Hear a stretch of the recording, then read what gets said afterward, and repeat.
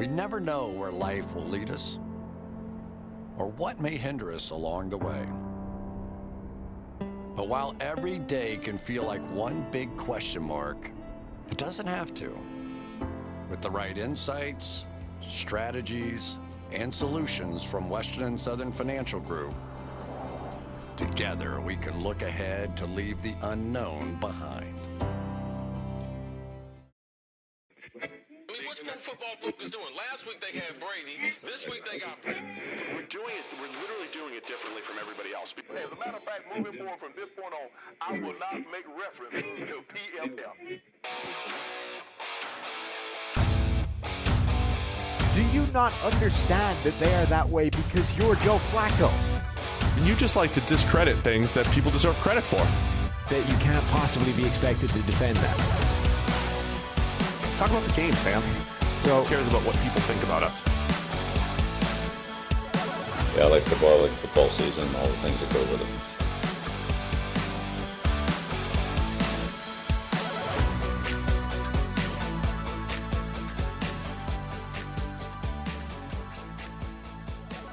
was beyond comprehension.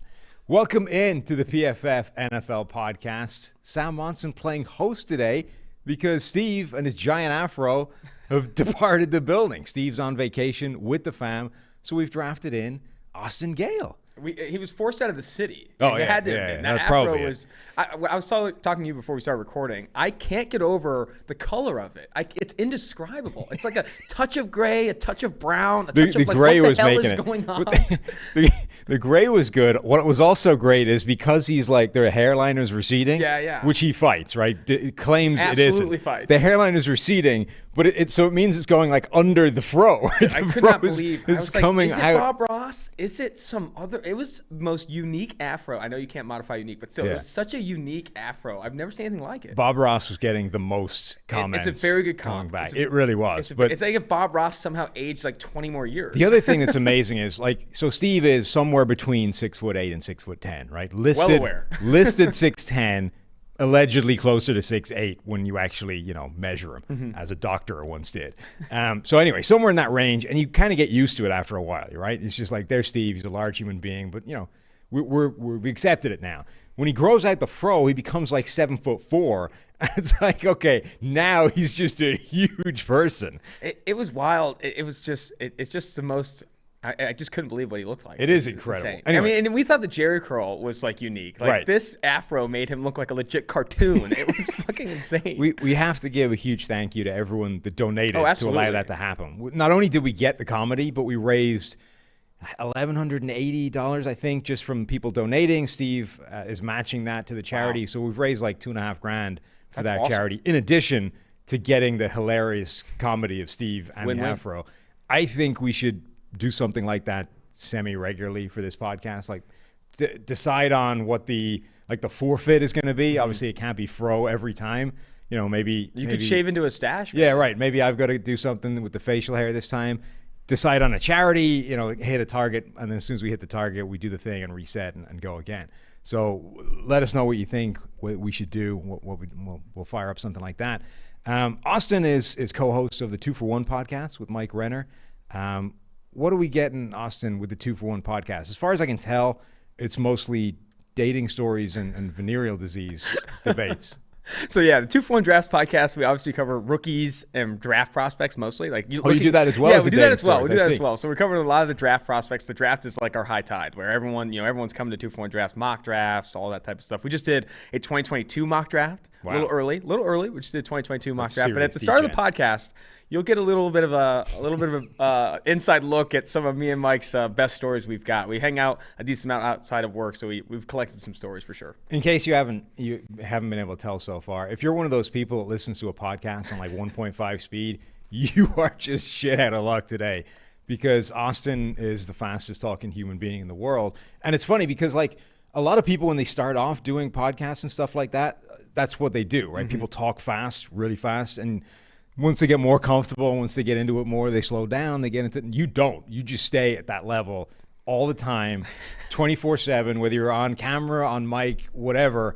you just speak faster than normal people. It never turns off. It really never turns off. Right. So on the 2-for-1 Drafts podcast as well, we also do smelling salts before every podcast, so that probably plays into it as well. Well, yeah, you also play into this. You talk really fastly to begin with. You're also the most highly caffeinated person I've ever come across. Plus, you dive into the smelling salts. During the draft coverage, you were like chain drinking Red Bulls in addition to you way too many stimulants in your system. Is what I treat my heart like a baseball mitt in some ways. I just kind of let just keep getting hit, a little bit. I think eventually I'll slow down in my 40s, 50s. We'll see how it goes. Yeah, like through enforced medical problems. Yeah, I think so. when your heart just explodes and you're forced to take it. When the doctors, after like a mild heart attack, they go, "This was nature's warning." Right? This was nature's way of telling you that your lifestyle is too fast and you need to cut down on the cigarettes and the drinking and the Red Bulls and the caffeine and the smelling salts and everything else. The doctor telling you need to stop doing smelling salts would be a tough scene for me. That would be hard to watch. That would be tough. You could handle the drink and the caffeine, but look, Doc, leave me the smelling salts. I need one thing left. Okay, so when we left Steve to his own devices, when I was away, Steve took it upon himself, without my negative influence, to do reasons for optimism for all 32 NFL teams. Wow. Like the reason your team is in a good place right now. And frankly, that's a tough sell for some teams in the NFL. Absolutely. We'll get to them during the course of this podcast, because this podcast is going to be 32 reasons for negativity. 32 reasons your team is not going to win the Super Bowl. And frankly, that's more fun. So my negative influence is going to bring that. You're going to help me along.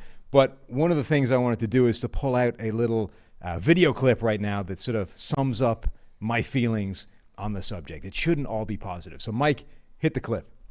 Yes, Tea Master really takes the misery out of making tea. Well, what do you think? Maybe I like the misery. There you go. Anytime you can fit in a Father Ted reference to a podcast, it's always I don't know what that was. You have no idea what Father Ted is. And, well, not that many of our listeners will, but we have like 14% of our listenership is from Ireland. Really? Yeah. Oh, wow. Is that like an Irish show?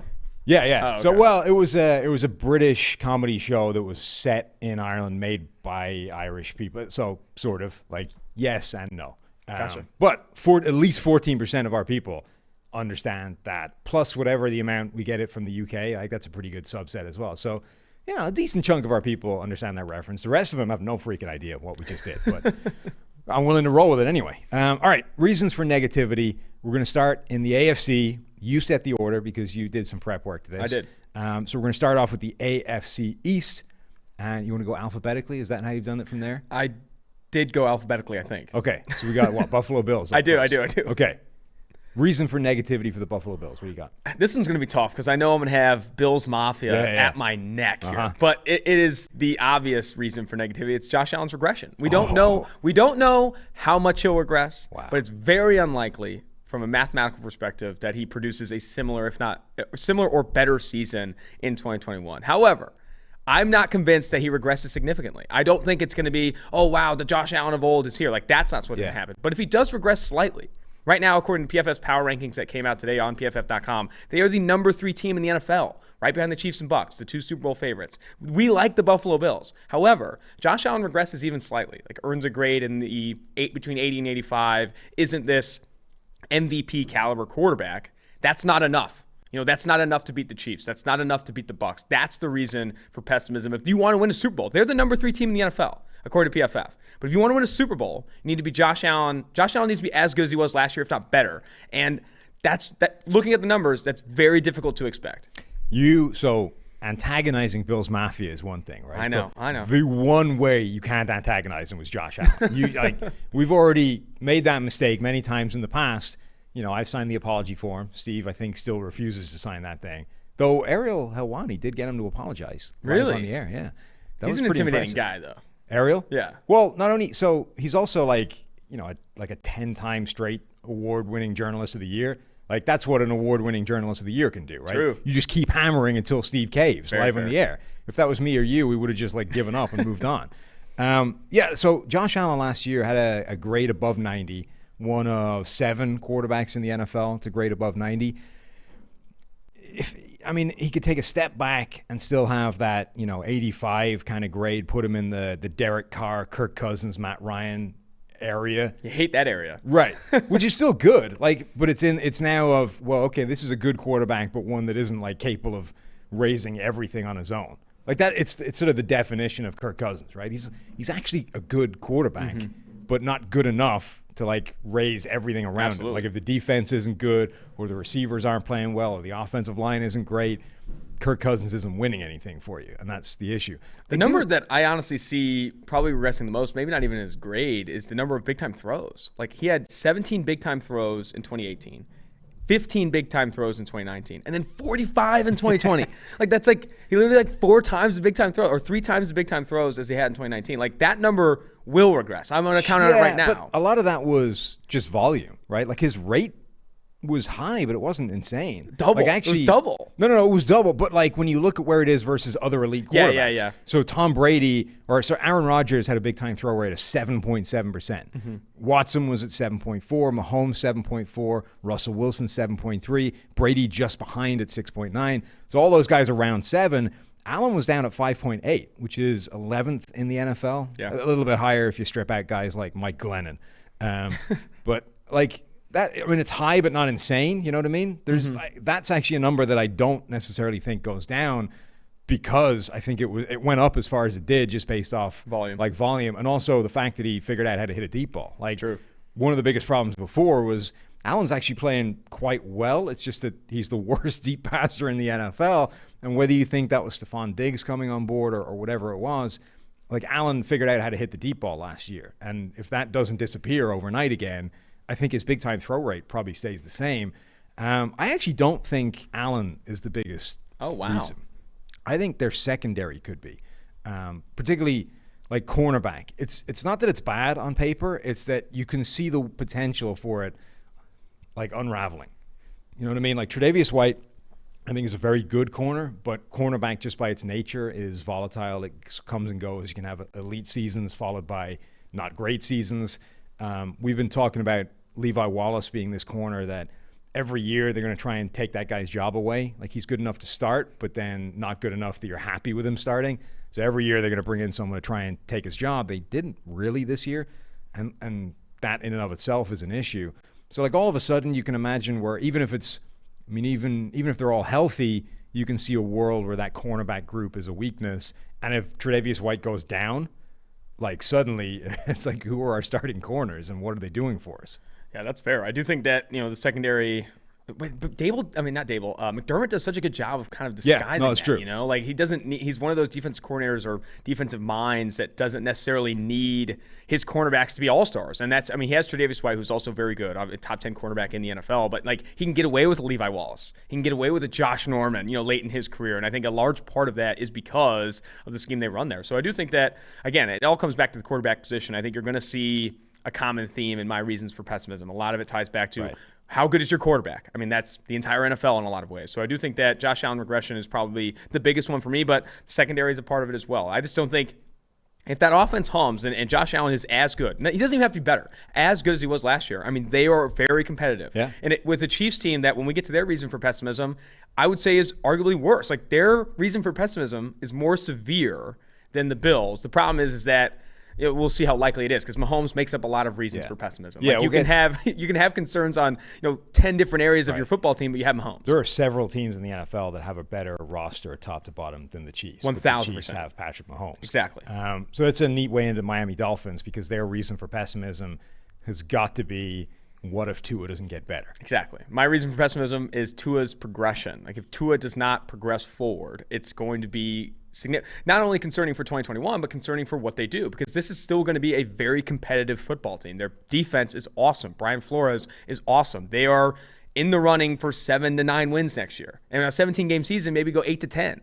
Even if Tua plays as well as he did last year. And then you're going to be caught in quarterback purgatory, looking to improve on Tua Tagovailoa, but not necessarily having the horses to do so. You need Tua to have success. And they've done some good things to put him in a position to succeed. Adding Will Fuller, obviously adding Jalen Waddle, who I think a little bit more than you do. But I do think that The receiving core has improved. You should see some positive development from that offensive line, even though we didn't love all the prospects they did have. Going back to the 2-for-1 Drafts podcast, they drafted a ton of them. You know, Austin Jackson, Solomon Kinley, Robert Hunt, Michael Dieter, these guys that in year 1, year 2, you expect to not be that good. But if they can progress and just see that natural development you usually see from younger offensive linemen, that should take a step forward. It's not a situation like Drew Lock's last year where there were no excuses, but there are less excuses. There are less excuses in Miami now. Yeah, they've done a really good job of, okay, we think we have a quarterback, let's build around him. I would have, you'd like to have seen them, I think, still keep swinging at the offensive line just until you know. Like, I know, you're right, they threw a lot of young resources at it last year, and you would expect those guys to develop and get better, but you don't know that they will. And until you know that, you should probably keep adding offensive linemen until you're guaranteed of those guys. So the offensive line could be an issue still. I think they've done a really good job with the receiving core, but it all comes down to Tua. And I don't think there were people writing him off after last year, right? Which I think is massively premature. Like, Tua was coming off that devastating hip injury. And not all quarterbacks hit the ground running in the NFL anyway. And I've speculated before that, look, it sounds ridiculous, but one of the toughest transitions to the NFL these days, I think, is coming from Alabama, because those guys are throwing to the most wide open college wide receivers every single week, right? You look up and there's not a guy within 5 yards of Jerry Jeudy. So you just throw him the ball. Easy, right? Now you're in the NFL. That doesn't happen anymore. Even Jerry Jeudy is covered in the NFL. Like, you have to completely rewire the way you're reading defense. Plus, that offensive line is like all first-round picks. Right, that too. But like, it's the easiest environment in the world in terms of like just reading a defense, because you're never bothered in the pocket. Your receivers are wide the hell open every single play, and you have to completely change that every single time you drop back in the NFL. So of course that's going to take longer. Like, Justin Herbert was used to having nobody open and pass rushers bearing down on him every week, right? That wasn't a transition. Joe Burrow had transition as well, but like, Joe Burrow was used to throwing into tight windows. Tua wasn't, so it should take him longer, right? No, it should. I definitely think that so much of it was because Justin Herbert hit the ground running. Yeah. So much of it was that, oh my gosh, Justin Herbert's playing so much better. Tua Tagovailoa is never going to pan out. And then you also have, and I think you've had this conversation on this podcast too, is that, man, can weak arm quarterbacks make it in this league anymore? Yeah. Can the Joe Burrows and Tua Tagovailoas make it in this league? I want a Josh Allen. I want a Mahomes. I want a Kyler Murray. I want a Herbert. I want a guy that can, quote unquote, make all the throws. And Tua, as we saw last year, doesn't have elite arm talent. Neither does Joe Burrow, and that showed up as concerns in the NFL. Is there a reason for, obviously, progress? Tua Tagovailoa and Joe Burrow are two of the most accurate quarterbacks coming out of that year. So I do think that you're going to see some positive regression from an accuracy perspective. I think he gets more confident behind that offensive line, more confident in that offense in 2021. He progresses slightly. I think the bigger reason for pessimism is how much. If Tua Tagovailoa is somehow worse next year, this is a whole different ballgame. But I do think he gets better. It's just how much better. Because if he enters that Kirk Cousins, Matt Ryan, Derek Carr tier, it gets that much harder to build a Super Bowl competitive team, because if you don't have a legit game changer at the quarterback position, you are behind the 8 ball. He needs to unlock big plays. Like, even of just the rookie quarterbacks last year, he had by far the lowest big time throw rate. Just was not being aggressive with the football and actually trying to make a big play. And even Fitzpatrick was like coaching him up, trying to get him to do that. It's like, look, sometimes you just got to throw the ball. Just got to put it in the air and give your guy a chance to make the play. He hasn't been doing that yet. It's an easy win area in terms of, if you get better at that, you can catapult forward in leaps and bounds. But it's one of those things that I think is really hard to actually change in terms of mentality. Mm-hmm. Like, this is Alex Smith for a decade and a half, right? It's like, dude, just put the ball in the air. You can see it. You know the guy's going to be open. Just let rip. And it took like 10 years for him to finally get Andy Reid and Tyreek Hill, and suddenly Alex Smith becomes like a deep ball passing machine.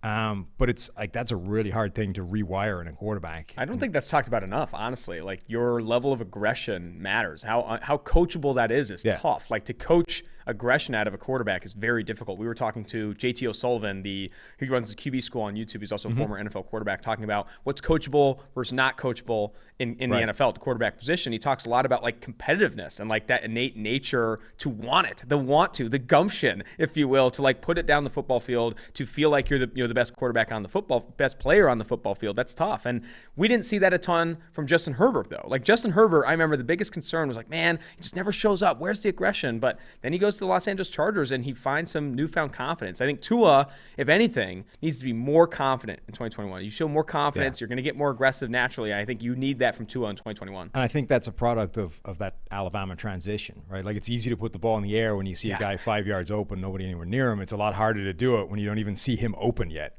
All three of the receivers he played with went in the first round. Yeah. Top 15, top 20. Like you just have to actually trust that he's going to be open, not even that he is open at the point you're throwing the ball. So, yeah, Tua, I think, easily the biggest reason for pessimism from Miami. If he doesn't pan out, the whole thing they're building there is going nowhere.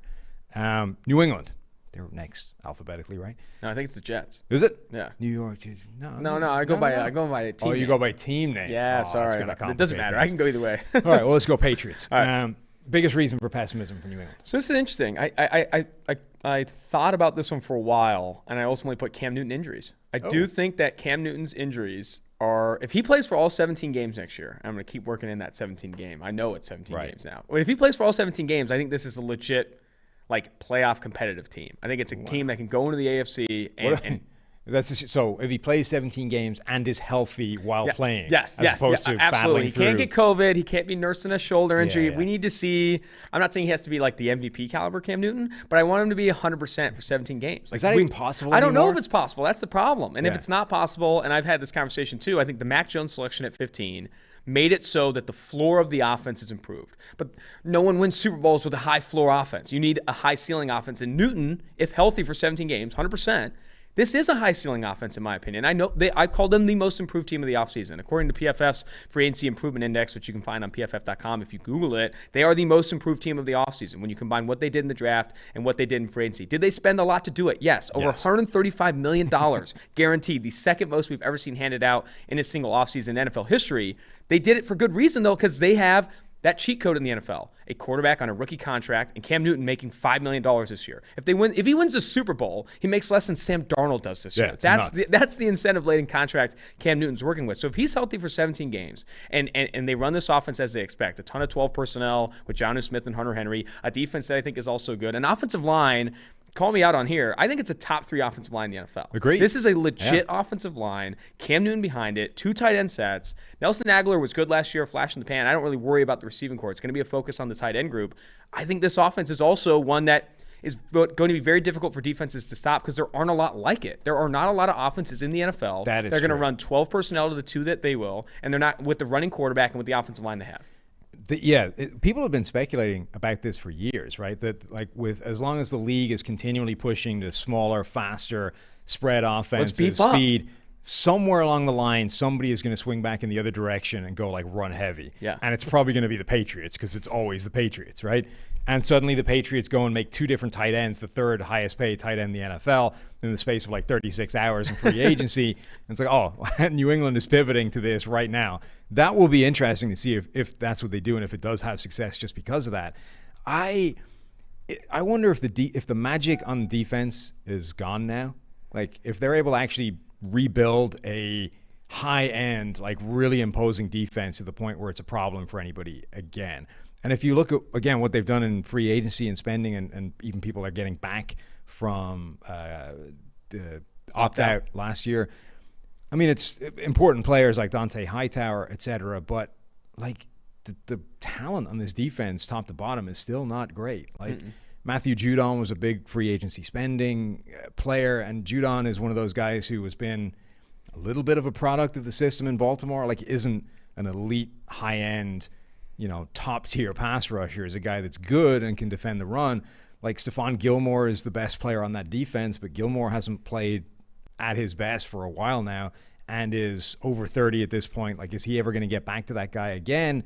You just look at it and you think, well, is Bill Belichick still capable of making this group into like this elite defense? I think so. I really do. And I really like what they've done with the front seven. It might be the Bill Belichick, like, just rubbing off on me. I mean, I do think that Matthew Judon, I kind of like Devon Godchow. I kind of like Byron Coward. I think Montrevious Adams, Christian Barmore's depth. You have Chase Winovich there, Anthony Jennings, Josh Uche entering year 2, Ronnie Perkins, a third-round pick. Add your guy, Henry Anderson. Like, they have rotational depth along the defensive line. They get Dante Hightower back. And then in the secondary, I have bigger concerns about their secondary than I do their front seven. Sure. And that includes a secondary with J.C. Jackson and Stephon Gilmore. Jalen Mills, I did not love that signing. The McCourty brothers are only getting older. I think Duggar takes a step in year 2. But I think Bill Belichick has done such a good job with, like, making guys better. And I think he's going to make a lot of these guys, specifically in the front seven, a lot better entering, like, a lot in terms of development. Anthony Jennings, Winovich, Uche, I do think those guys progressed pretty significantly this year, and then you add a Judon,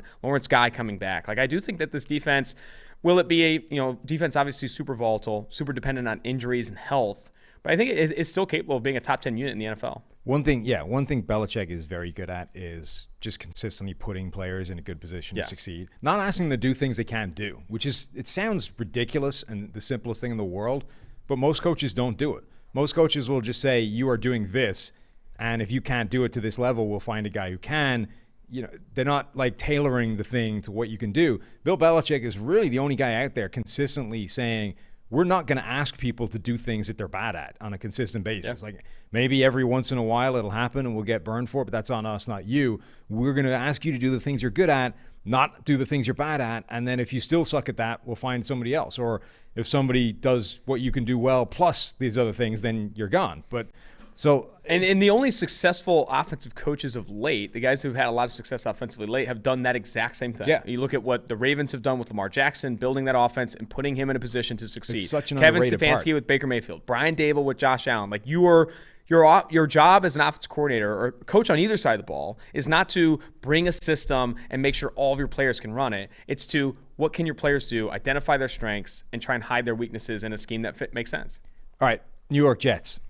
What's their biggest issue? I put Zach Wilson on the big stage. A lot of concerns with Zach Wilson coming from BYU and not playing the level of competition. Only a one-year wonder there in Provo, Utah. I do think that you're on the big stage now, buddy. And you look at that division, going against McDermott, going against Brian Flores, going against Bill Belichick. Like, these are some defense coordinators are going to eat you up a little bit. And I think the defenses and the talent he sees in the NFL is going to be significantly different. And when you talk about that change from going from, a smaller school like BYU to the NFL, that's going to be significant. Fortunately for him, he's going to have an offseason. It's not going to be just Zoom meeting practices. Right. He's going to be able to see some of that in practice and a preseason, 3 games.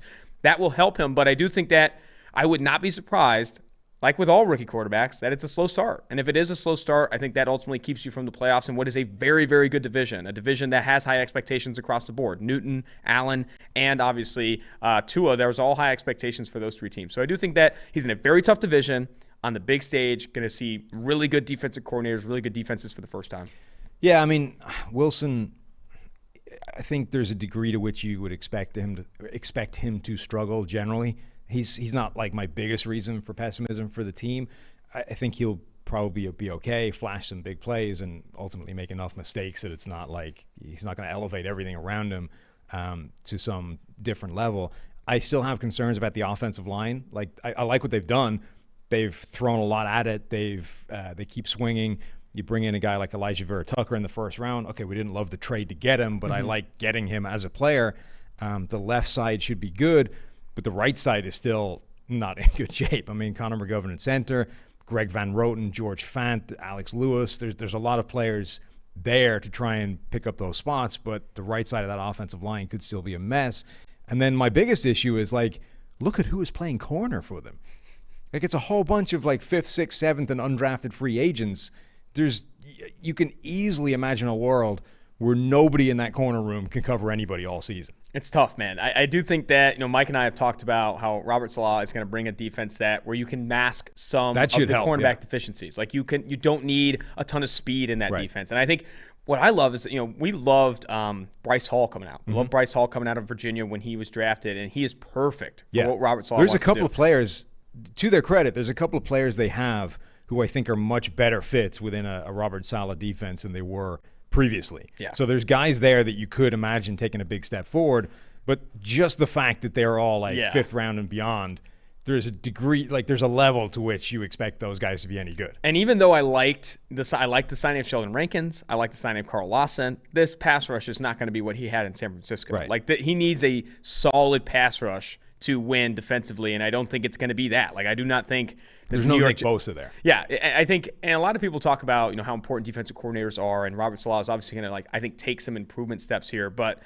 a lot of the times you play to the level of the talents on the football field, and if you don't have the talent there yet, and I don't think they do, like there's some concerns at linebacker, concerns in the pass rush, and I think the secondary, obviously, like there's a lot of, it's a talent deficient defense. Did they take steps in the right direction? Sure. I think you could say the same thing about the offense. Like the offense is still talent deficient. You're still banking on the development of Denzel Mims. Corey Davis, though he had a career year, still is not a true number one. He's a number two next to Denzel Mims there. So I do think that they've made some right steps, but they were drafting number 2 overall for a reason. Yeah. This team is still multiple pieces away from being significantly competitive, and I guess if you wanted to highlight a true reason for optimism, it's just overall lack of talent. Are they making the right steps? Absolutely, but there's inexperience on this team. There's overall lack of talent on this team. You're not going from 2 to 32 in terms of draft order. That's the bottom line, right? Is that you've done a lot of right things, and if Zach Wilson pans out, that's the biggest step you can make.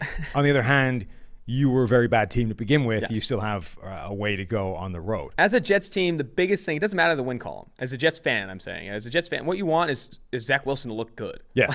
That's the biggest question mark for the Jets right now. Is Zach Wilson good? And it doesn't matter if you lose all games. If Zach Wilson looks good and is developing accordingly, that is a huge win for the Jets. Yeah, certainly at least not to you don't want to come out of that season with Zach Wilson having like a Tua rookie year, where next offseason Darnold rookie year. Oh God, is he actually the real guy? Particularly if 2 or 3 of the other rookie quarterbacks look great, and you're like, oh shit, did we take the wrong one? Oh no. All right, AFC North, Baltimore.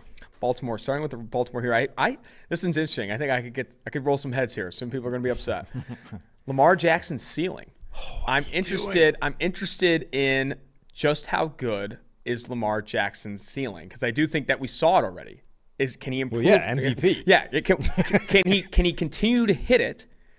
And or was that it? That like, I'm not going to make the comparison to Cam Newton wholesale, but I do think that Cam Newton had that MVP caliber season, and we never really saw it again. And Lamar Jackson hasn't even hit injuries. The problem has been, I think, more of the supporting cast. I do think that the offensive line is good, but the receiving core, like his leading targets were like Willie Snead at some points during the season. Like I do think that the Ravens supporting cast needs to get better. They added Rashad Bateman in the first round. It's time to live up to those expectations. I do think you need to see Lamar Jackson be different. And he was in bits. I think in that playoff game where they won, you saw it. I need to see it for 17 games. You need to see Lamar Jackson be legitimately unstoppable to the level that Allen was last year for multiple games, Mahomes was for most of the season, Aaron Rodgers was most of the season. If Lamar Jackson's going to be considered in the top five quarterbacks, which I think he needs to be if this team's going to be Super Bowl competitive, then he better show up for more than a handful of games. I need to see it unstoppable levels of play from Lamar Jackson for multiple stretches. Yeah, I think you're in the right area. I would just broaden it to the passing game generally. Fair. I don't think it's necessarily Lamar Jackson individually. I think the Ravens have hit this wall in the passing game where things, he had that MVP season, everything was cooking, and then, as always happens, teams start to figure out what you're doing and how to defend it better. And as soon as that happened, we stalled. The passing game wasn't as good as it used to be, and now we don't quite know what happened, right? Was it the offensive line not being as strong as it was when you lose Marshall Yanda and suddenly your line is not a dominant force anymore, and the run game isn't as potent and the passing game isn't as good off the back of it? Or was it the lack of true number one receivers, right? Who was he throwing the ball to? Now you add a Rashad Bateman to potentially fix that. You bring in a Sammy Watkins, again, has the potential. Just generally, I think they're spinning their wheels and they don't know quite what has gone wrong with that offense. And remember, last season, people were talking about, people know what we're doing. They're calling out our plays before we run them. That's not a good situation to be in. The passing game coordinator fiasco. Right. So, generally, they're in this world where I don't know if they've figured that out yet. And I agree that if they haven't, there's a ceiling to how good this team and this offense can be. They need to figure out how to get that passing game back on track, to get Lamar back to that MVP level, to get the offense back to that unstoppable level, even if it's different to other unstoppable offenses in the NFL. If they don't do that, they're going to struggle to win the division, let alone the Super Bowl. I don't even think that Lamar Jackson needs to successfully create more big plays in the passing game. I think he could be leveraged more as a runner in those things, but it's just the turnovers. You look at his turnover-worthy play rate in 2020, 3.7%. In the year prior, it was only 2.1%. That was a big reason why. Like, if you can hold on to the football, not turn over the football at the rate Lamar Jackson did last year, this team is, Super Bowl competitive. You look at his big-time throw rate in his MVP season was just 5.2%. And in last year was actually better at 5.4%. Like, you saw that from Lamar Jackson. It's not the big plays that you're chasing, it's the negative plays. And when he is getting these negative plays, what can you do? You look at last year, only 3 single-game grades above 80 from a passing grade perspective. In the previous year, he had over 6. You need to see that level of consistency as a passer from Lamar Jackson if you want to be one of the top 5 teams in the NFL. Yeah, I agree completely. Let's move on to the Cincinnati Bengals. Ooh, Cincinnati Bengals. I have here, biggest reason for pessimism. The first time I probably don't bring up a quarterback. And even though there's reasons for pessimism with Joe Burrow, how much can he come from the injury? He was like one of the worst deep throwers we've ever seen last year. Like, that was crazy. Coming from LSU, who was the most accurate deep passer we've ever seen. And then last year, bottom 5 in accuracy rate on throws of 20-plus yards. But I think the bigger reason is the offensive line concerns and the depth. Like, I think Riley Reif, you look at last year among offensive tackles on true pass sets, was top 5 in pressure percentage allowed. Like, he was good last year. And Jonah Williams, when you go back and watch some of his games against some of the better competition he faced. Top 5 pressure rate allowed, as in fewest. Yeah. Lowest pressure rate allowed, top 5. And then for Jonah Williams, you look at some of the games he had last year against Myles Garrett and stuff, he held his own. I think Jonah Williams takes a step forward now in like what is essentially his second season after losing his entire rookie season to injury. Riley Reif, I think, can be good. The interior gets better with the addition of Jackson Carman, Cincinnati's own, but the depth is still not there. I mean, this offensive line gets injured. If Reif gets injured or Williams, whoever it may be, you're toast. I mean, this offensive line is not in a good place. It wasn't a good place last year, and while they did add some like fill-ins, it does not have depth, and that is obviously a huge concern. Yeah, I mean, like when you're talking about one of the worst 5 offensive lines in the game, like you need to replace at least 4 of the 5 starters. Just getting 5 quality starters is going to be hard enough. Never mind depth. Like you're not going to get depth players in the same offseason. I think the offensive line is still a concern. I think you're right though that it could be reasonable quite quickly. Like Jonah Williams could be good. Riley Reif solid. There's a world where Quentin Spain is a much better player than he was last year. Like we've seen decent play from Quentin Spain before. Jackson Carman. Trey Hopkins, if he can just hold his head above water at center, suddenly and get back healthy. Suddenly your offensive line is okay. Like it's good enough, right? It's done what we talked about, creeping back towards average. But as you say, one injury torpedoes the whole thing, and we're starting over again. I think also again, like it's the same story. Like cornerback is a potential issue. Like they lost William Jackson, who was the one sort of high end star. You bring in Awuzie in free agency, but like that's not a great group of corners. And no, it's a bad group of corners. Spiral badly. So I mean, they have Eli Apple, Chidobe Awuzie, and they added Mike Hilton. I do like the addition of Mike Hilton in the slot. That's Trey Wayne's getting back from injury. Yeah. I'm not saying it's good. I'm still like it's an interesting pairing there. I also think their pass rush got worse. Like they lost Carl Lawson, replaced him with Trey Hendrickson. The addition of Larry Ogunjobi, he's never been like an elite pass rusher, at least not elite consistently. Sam Hubbard is your other starting defensive end there. Like there are concerns with this defense. This defense is not going to be good. But to be fair, it's not great. Yeah, to be fair, the Bengals fans here in Cincinnati know they're not winning the Super Bowl next year. The biggest question mark for the Bengals is Joe Burrow. Can Joe Burrow bounce back? And can Joe Burrow be an 80, 85.0 graded passer with the healthy offensive line and those things? But I don't know how good this offensive line is going to be because I think it just needs to be average. Mm-hmm. But any injury along that offensive line and it torpedoes itself. And that is a huge concern.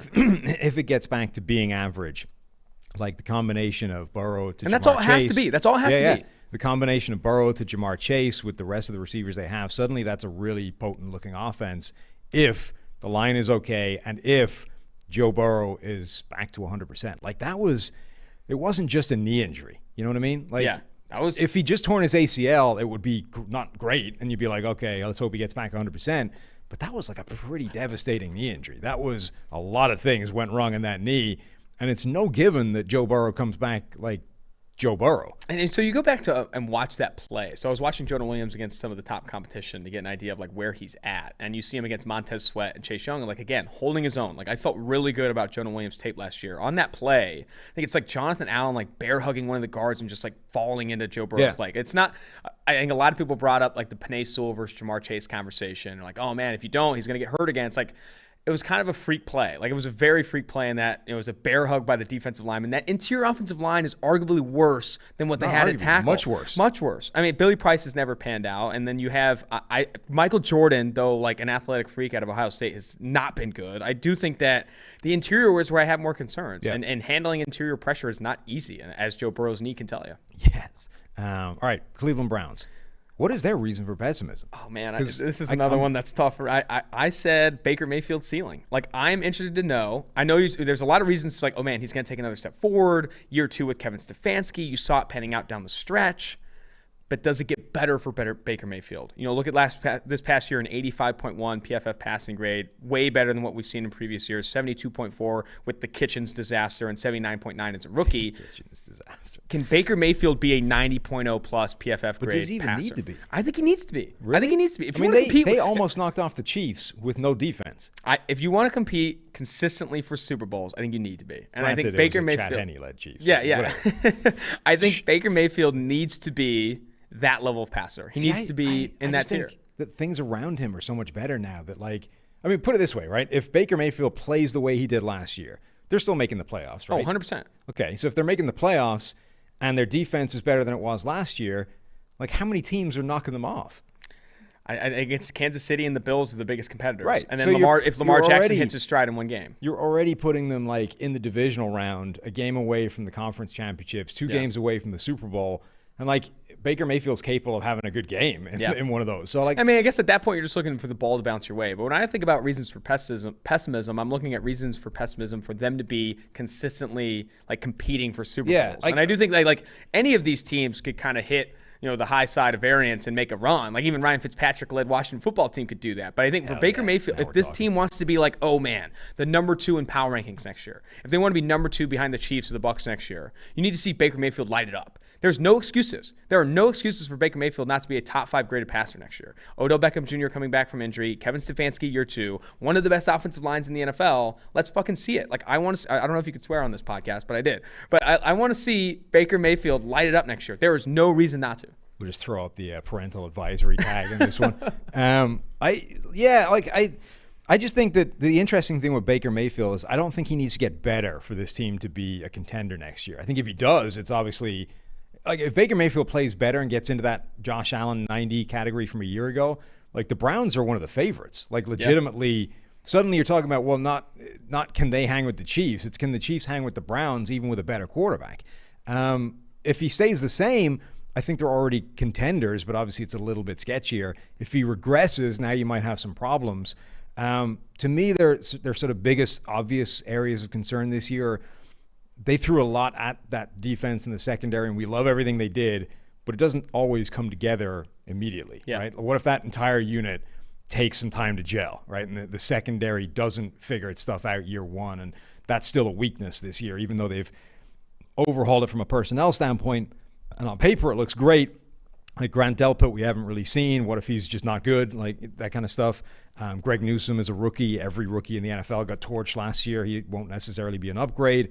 The alternative is Greedy Williams coming back. We haven't seen good play from him. JOK was this question mark, and where does he really play in the NFL? There's a situation where like almost none of the additions they made actually makes them better next year, which could happen. And then the other thing is, like, what if they can't figure out how to integrate Odell Beckham into this offense? And that's true. Like, logical or not, what if it's just the chemistry that doesn't work? And for some reason, Beckham in this offense with Baker Mayfield, it's just oil and water. It doesn't mix. It's not functioning. And now you're left with this guy who should be your number 1 superstar wide receiver, but is somehow actively making everything else worse. And because it's Odell Beckham, you're going to have drama somewhere along the line. There'll be an Instagram post that everyone gets pissed off with.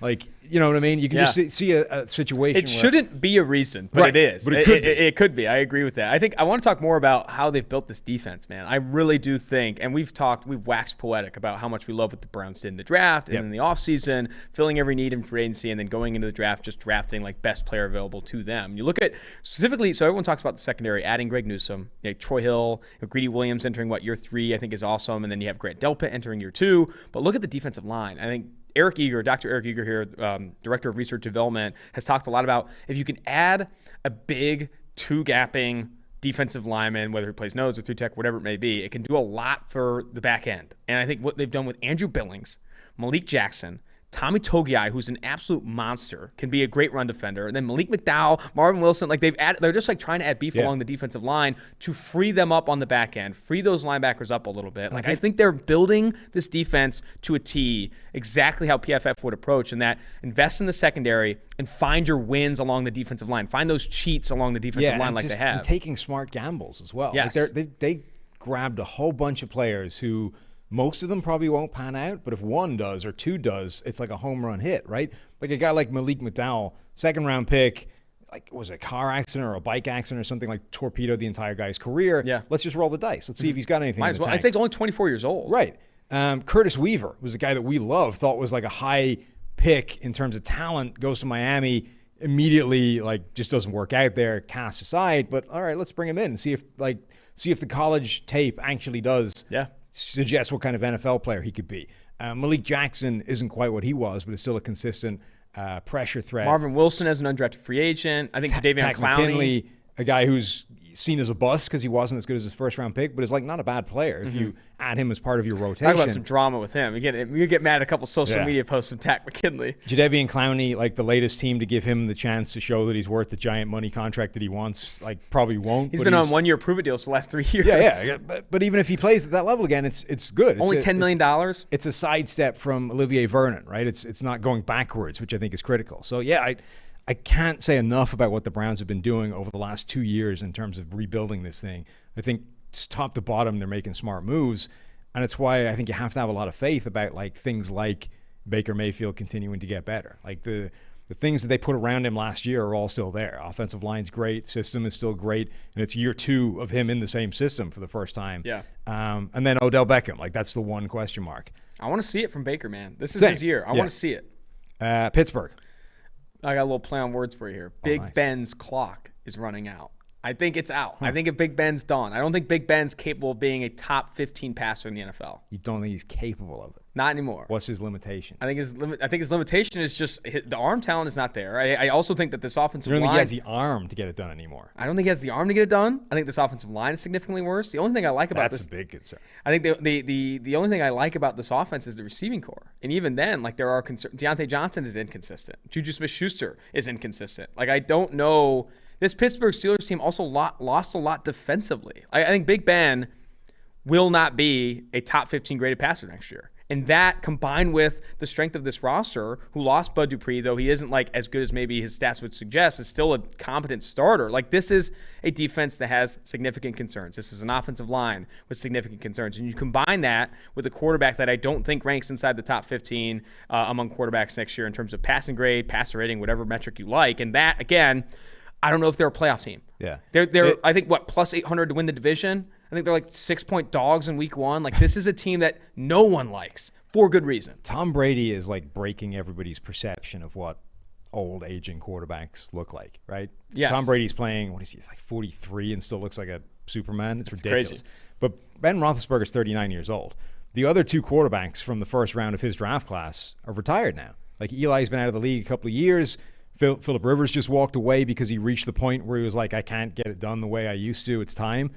Roethlisberger's the last holdover, and he's coming off, albeit a while ago, like a significant injury to his elbow, like something that actually impacts your throwing. And so if you look at his grading, like he's had high 80s, 90s PFF grades during his prime, but 2018, that dropped 10 points. It went down from 84.5 passing grade to 75.2. It's like a 10-point drop in his passing grade. The following year, he started the season like crap and then injured the elbow and then came back last year and his grade was 68. So it's been like 3 years since we've seen old Roethlisberger, like the vintage Ben Roethlisberger. Now, the reason for optimism, I think, is, okay, it's still there, and if he just gets more aggressive, pushes the ball down the field more, blah, blah, blah, like he can make the biggest difference to this team of anything they can do. But I think your point is reasonable that why would that happen now? I don't know why. He's 39 why. years old. His arm probably isn't what it used to be, and the offensive line is not conducive to keeping the ball longer and putting it further down the field. Like it's conducive to getting the hell out, like getting it out of his hands as quickly as possible. It's hard to imagine a world where Roethlisberger has this big jump in play. If you were high on the Pittsburgh Steelers, it's important to get your wallet out because they're plus 400 to win the division. They're plus 170 to make the playoffs, and they're 6.5-point dogs to the Buffalo Bills in Week 1. Like no one is long on the Pittsburgh Steelers because of the state of this roster, because of the state of Ben Roethlisberger's arm. Like you're not seeing a lot of reasons for optimism. However, if I was on that podcast for the reasons for optimism, I think the reason for optimism maintains to be Mike Tomlin, who's arguably one of the most underrated coaches in the NFL, a guy that has maintained success in Pittsburgh over the course of multiple roster rehauls and these types of things. I do think that Mike Tomlin keeps this thing together. Like even, they're replacing obviously Pouncey with the rookie Kendrick Green, like a third-round pick out of Illinois. I like what they did in the draft a lot after the Najee Harris pick, but I do think that, man, this Pittsburgh Steelers defense is going to take a step back. This offense could even take a step back. And at that point, what are we talking about here? Like if the Steelers offense takes a step back from last year,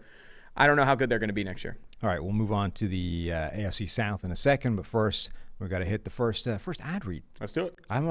This is like I usually switch off. Let Steve read the ads, and I'll switch off. Nice little mental break during the podcast. But now I actually have to pay attention.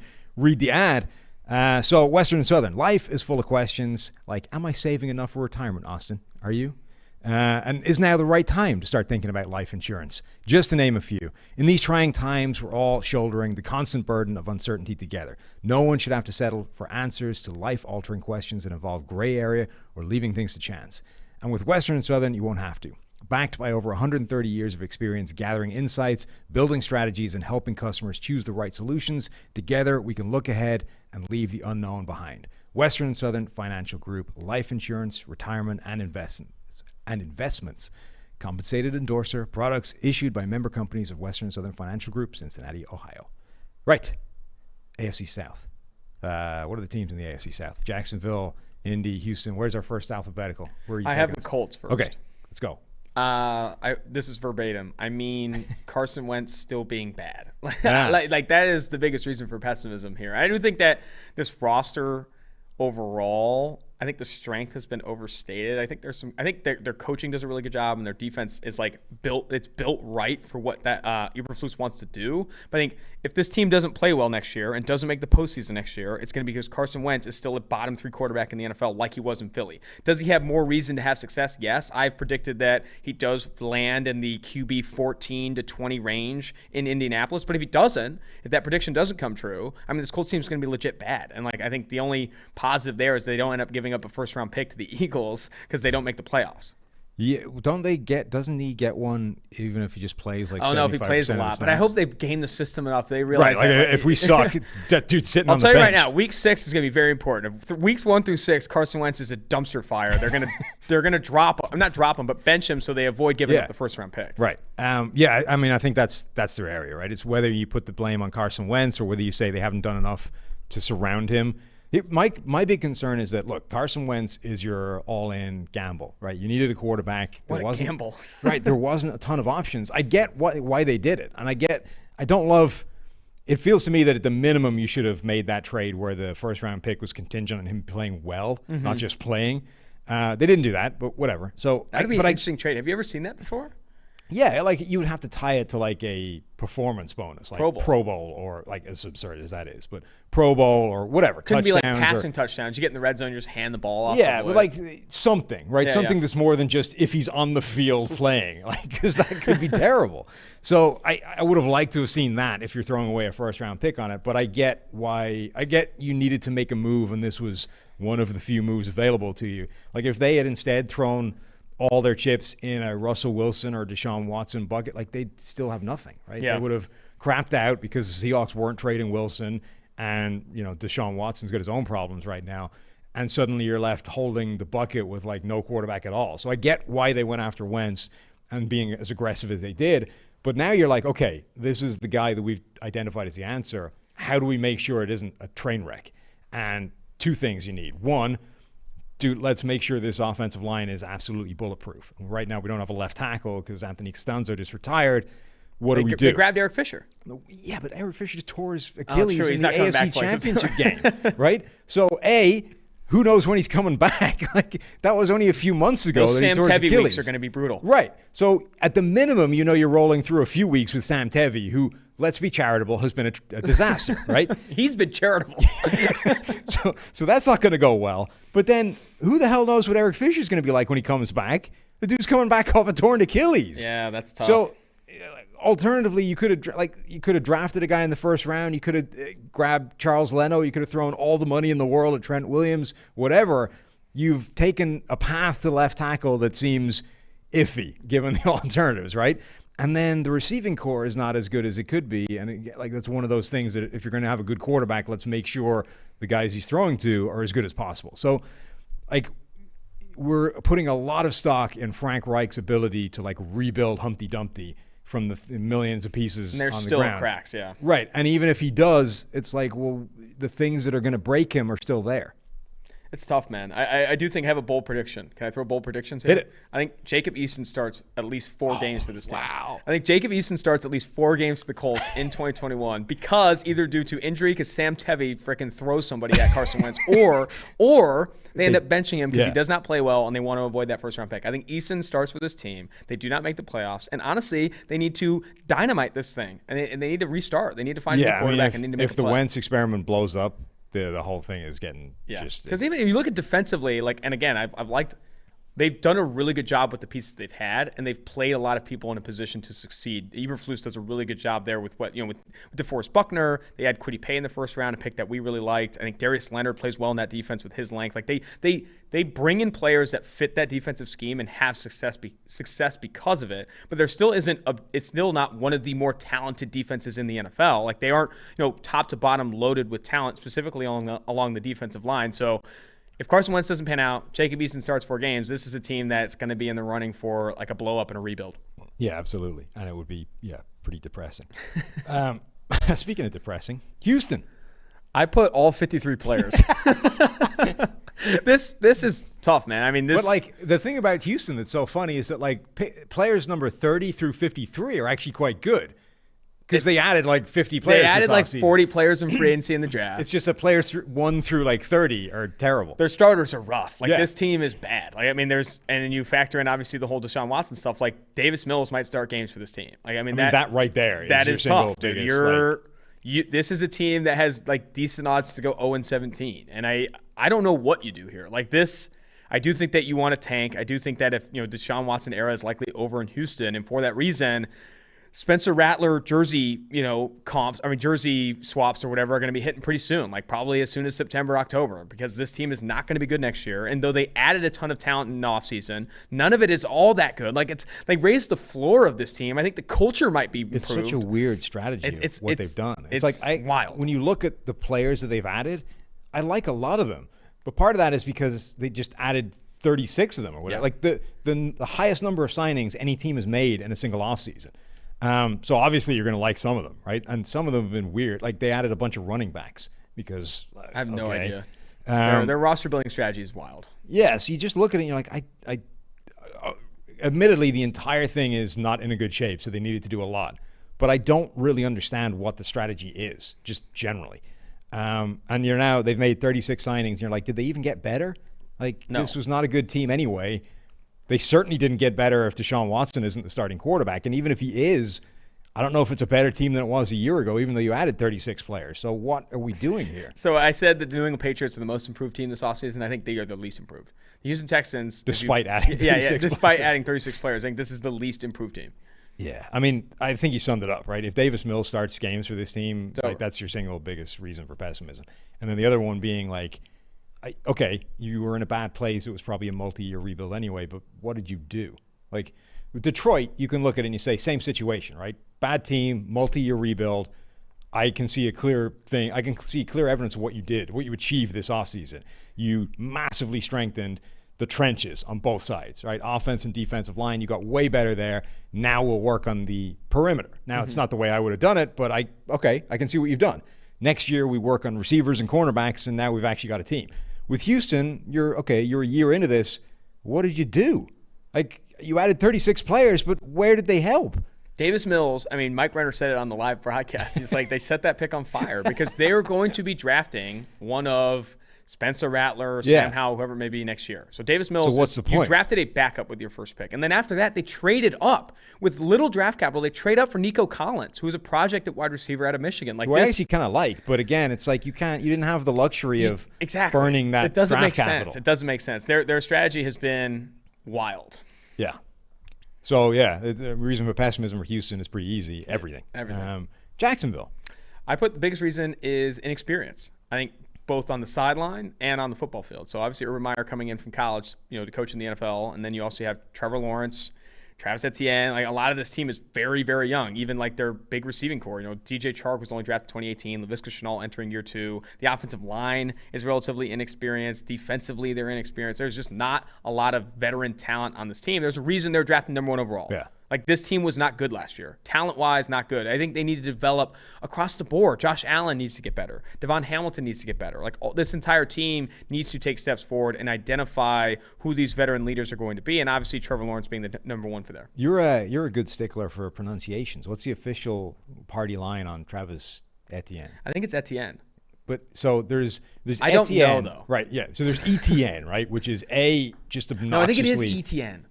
Etienne is just obnoxiously American in terms of, like, you've taken an actual place name in France that has a pronunciation, and then you've just Americanized it by love to see it using Etienne. So that pains me. I hope it isn't that, right?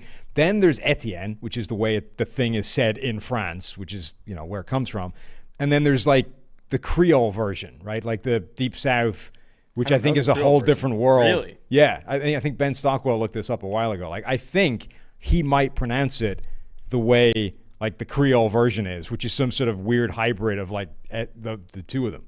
So it's Etienne. Just looked it up. Okay. It's Etienne. Well, I'm more than happy to go with that because that's the way it's supposed to be said. So my concern, what if college coaches coming to the NFL is always an interesting thing, right? Because it's a different world in terms of the people you're dealing with. Recruitment is a part of the NFL, but it's not the way it is in college, right? Where it's like your whole world for half the year. What if Urban Meyer just gets it wrong, right? Just the way he deals with people, players, treats it like college. There was reports, rumblings that the Tim Tebow stuff pissed a lot of people off, right? Like the same people were pissed off over Twitter in terms of, like, why are we giving this guy 33 years of age who's never played the position? Why are we giving him a roster spot, right? The people inside the building were equally pissed off for similar reasons. Like, why this guy hasn't earned this shot? Why are we giving it to him? Like, what if his whole thing just ends up like that, where he just goofs several, like, just relationship things, right? The way you treat NFL players versus college players, and it doesn't pan out because of that. Yeah, I do think that is part of the reason I said inexperience. I think that it's not just the football field. That's on the sideline. Like, Urban Meyer needs to obviously prove some people wrong in some ways. There's some people. Mike Renner on our podcast said it was the best coaching hire of the offseason, which was I disagree with. I don't think it was the best coaching hire of the offseason. I think Saleh and Staley, I think those are better, obviously guys with NFL experience. So I do think that the inexperience is going to show up. Like, this team is not going to be, well executing out of the gate. And they're playing Travis Etienne at wide receiver. Like, we don't. That's going to be. If that was the decision, if the decision was we want Kadarius Toney, because I don't know if you've read the reports that they wanted Kadarius Toney, and they said, man, let's go get the other guy that could be Kadarius Toney. Yeah. I'm sorry, that's a receiver, not Travis Etienne. And I know I talked about Travis Etienne's pass catching skills. He's a good pass catching back, a guy that's improved a ton at Clemson. But there were better receivers on the board. Right. Well, this is like the Christian McCaffrey thing, right? It's like Christian McCaffrey might be the best receiving back in the NFL, certainly one of them, and I think he could play slot receiver if that was his only job. But could he do it as well as an elite? Could he do it as well as Cole Beasley, who was one of the best slot receivers? Could he do it as well as Rashad Bateman? Right. So this is the thing. It's like, when you look at the data says that targets to running backs are a bad idea, even if you're having them run receiver patterns, because they don't run them as well as receivers. Yeah. And NFL defenses, as much as we like to think that you split a receiver out, or you split a running back out there and the whole defense shits itself and they don't know what to do and they get burned, they don't. Like, it doesn't happen. That's not always the case. You remember when it happens because it's a linebacker and he falls over and it's clumsy and it's a 50-yard gain and blah, blah. But it doesn't actually happen as much as you think it does. They're actually pretty good at dealing with that. So there was that other report, too, that said that Trevor Lawrence is not doing handoffs at rookie minicamp because of his shoulder. So I do think that's part of it. Like, he's not running at running back. So I do think that he's moving into the receiver because, like, what else is he going to do? He's not going to run running back in that offense with the rookie minicamps. But it is an interesting thing. There's definitely a way where that doesn't all pan out quickly. All right, Tennessee, last team in the AFC South. So I put losses in free agency. I do think that they were another one of those teams that took a lot of hits, man. Like, they cut both their starting cornerbacks, Adoree Jackson and Malcolm Butler, losing Corey Davis, losing Jonnu Smith. And, like, this receiving core, I know they had Josh Reynolds, but still, like, there are some concerns with this receiving core. And while Ryan Tannehill has played super well, incredibly well since, getting away from Adam Gase, and Derrick Henry, arguably a top 5 back in the NFL, maybe not arguably, definitely a top 5 back in the NFL, there are concerns with the pass rush, concerns with the receiving core, and now the secondary. This roster, which was, I think, maybe 2 years ago or even last year, one of the better rosters, is significantly worse than it was the year prior. You're banking on Tannehill, Derrick Henry being your guys. Like, these are the guys. Yeah, they're banking on them being the guys in Tennessee that lead them into a deep postseason run. And I just think they're running out of help there. Yeah. Even adding Caleb Farley, which we loved, Elijah Molden out of Washington, one of the best slot cornerbacks in this class, I still think that those are rookies. Rookies don't fill needs out of the gate. Caleb Farley also battling, particularly in the second. Yeah, Caleb Farley also battling injury. Like, I do think there are a lot of concerns with this roster, and I don't know if Ryan Tannehill and Derrick Henry, as big as he is, can shoulder that load. Yeah, I think it's like, how did you get better? I think is the problem. Like, we've seen for the last couple of years, Tennessee has a ceiling. They have a level, and when they run up against the best teams in the NFL in the postseason, where Derrick Henry can't be the guy where you have to throw in all those things. It's right, tough. or he can, but it doesn't happen or whatever. Like, you reach a team where suddenly they're better than everybody else, and you need to raise your game, and they haven't been able to do that. And you look at what they've done this offseason, you're like, well, did you solve that issue? And they don't appear to have. So I think their problem is just, like, the reason for pessimism is they haven't gotten better from the level that they've, like, the glass ceiling they're still going to be banging their heads against next year. AFC West, Denver. Starting with Denver here, I put the flip of the coin. I don't know if you saw that report. That report from Vic Fangio said for his quarterback, the starting quarterback, he's flipping a coin to see who starts. That's like the first rep. First rep. Yeah, whatever. He said they're giving them 50% of the reps. Yeah. Drew Lock and Teddy Bridgewater are getting 50% of the reps. It's a competition. That's the reason for pessimism. If you have a quarterback competition between Teddy Bridgewater and Drew Lock, your team is not Super Bowl competitive. I'm sorry. Like that, whoever wins, it could be Teddy, it could be Drew Lock, it doesn't matter. This team is going to be limited by the quarterback position, as it has been for the past 5 since Peyton Manning left. Yes. Like, that is the reason. I brought this up a handful of times on the 2-for-1 Drafts podcast. If Vic Fangio catches any flack for the state of this team over the past 2-3 years, it'd be absolutely absurd. Yeah. He has done incredible work with that defense. What he's done specifically in the secondary this offseason is awesome, and I think it's gonna be a very good defense. Von Miller coming back from injury, all of these things. There's a lot of reasons to be positive about the defense. Offensively, regardless of whether it's Drew Lock or Teddy in 2021, this team is not going to be good enough, not only to compete in the AFC West, but to compete in the AFC and NFL overall. Yeah, I mean, that's the bottom line is they don't have a quarterback right now. Yeah. And now, after, like, this is the funniest thing. There's nobody, Denver Broncos fans were banging the table for Drew Lock ahead of this past season, and they were still banging the table ahead of this year until probably up to this point where Teddy Bridgewater was traded for, and now he's competing for the starting job. Yeah. And they're paying him like $3 million.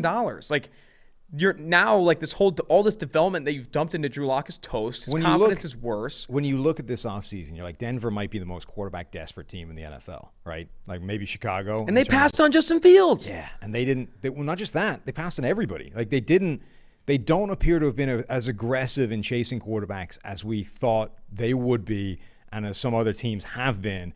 And now you're like, well, have they put all of their eggs in the Aaron Rodgers basket, or have they literally decided that, you know what, maybe Drew Lock, maybe there's one more year in Drew Lock. Like, maybe, look, if you look at Josh Allen, it was year 3 with Josh Allen. This is going into year 3 of Drew Lock, even though, like, his total playing time right now is about 1 year's worth of play.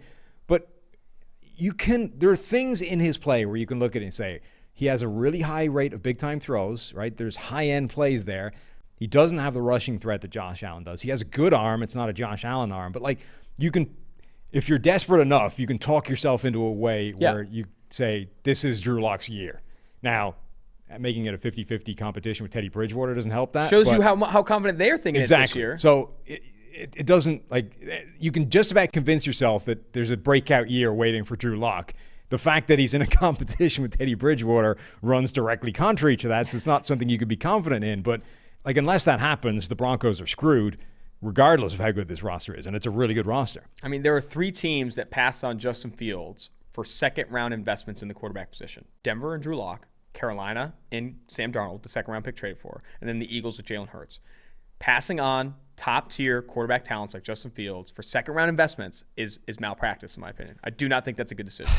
Denver, certainly. I think Carolina had probably just given up so much that they were going with Darnold. Like it was predetermined, right? Yeah. You know what I mean? Like they had already decided. Which is so unfortunate, by the way. Yeah, it is. But the problem I have with that is that like your decision on Darnold was screwy, not necessarily your decision on Teddy was screwy. That's the $33 million guaranteed put them in the hole. Like that's the reason they got screwed. But Teddy, I think, played way worse last year than you would have expected him to play in that offense. I think that actually wasn't a terrible call in terms of he should have been way better. Like his baseline in terms of PFF grade is like 8 points higher, and that was the best situation in terms of an offensive system that he's ever been in.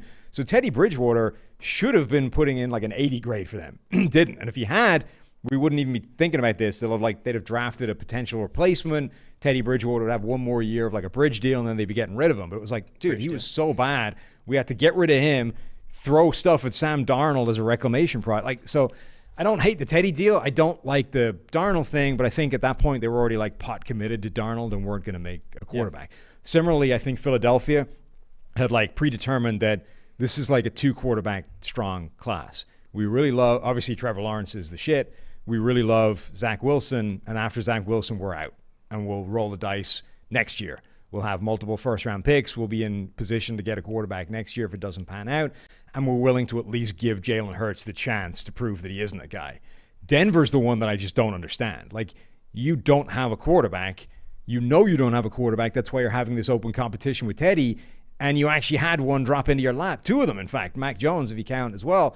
You had a shot at 2 of them. You're telling me neither of those guys is a reasonably sure upgrade over makes no sense. Your competition? That one I really don't get. I mean, the reason for optimism is the potential that they get Aaron Rodgers. Like, that's it. Yeah. Like, I mean, if that was the fact that if they do, that roster's great. Yes. The pessimism is if you don't get Aaron Rodgers, what are you doing at quarterback? Kansas City, I said everything but Mahomes. Everything but Mahomes, Kelsey, and Hill. Okay. I do think that there was obviously some other people, like Tyrann Mathieu's good. I think that obviously the cornerback, L'Jarius Sneed played well last year, but I still think, like, regardless, they're big 3, and that's reflected in how much they pay these guys. Yeah. Mahomes, Kelsey, and Hill. And then Frank Clark is the highest paid non-quarterback in the NFL next year, but he has obviously not played well. I do think that if Mahomes, Kelsey, and Hill play as expected next year, it still might not be enough, as we saw with Tampa Bay. Like, the offensive line needs to stay healthy. Defensively, like, while the secondary has made do with Charvarius Ward, L'Jarius Sneed, Tyrann Mathieu is obviously a big investment, but they've made do with low-level investments at corner.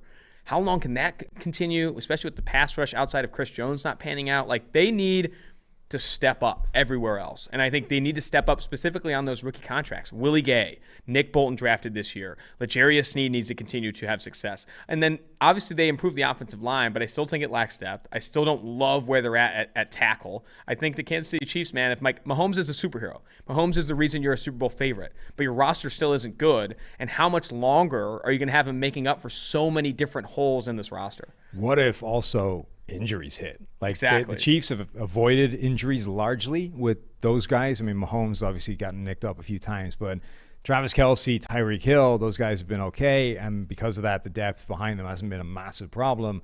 If one of those guys goes down, like, now you've got some issues. Now we get to see what happens with Mahomes in that offense if he doesn't have Tyreek Hill and Travis Kelce. That's very true. If you get hurt, one of the big 3 gets hurt, it's bad. That's really bad news. Really bad news. So I think that's their obvious reason. Chargers, I have, oh man, I'm going to make some people upset here. What are you doing? Justin Herbert regression. So I do think Justin Herbert, here's what I'll say. I think I tweeted this out like a couple months ago, whatever. Justin Herbert played really well in a lot of unstable, volatile areas of play. Yes. 3rd downs, red zone, under pressure. That is bound for regression, mathematically. But he's also due for some positive regression from a clean pocket and these things. He's going to get better. Like, he was one of the lowest graded passers from a clean pocket last year. No one brings that up, and the main account doesn't tweet that out because it'd be absurd. Because it's just like, I mean, you don't want to do any Justin Herbert slander publicly right now. Justin Herbert last year was a bottom 5 passer in terms of clean pocket passing grade last year. That needs to get better. And it has to get significantly better because when you account for that regression in those unstable areas, he's going to be, a different quarterback. I do think that Justin Herbert has far outplayed the expectation that a lot of people had, including our own. And I think he's going to be a better quarterback than we thought, regardless of where this regression hits. But it's very similar to the Josh Allen conversation.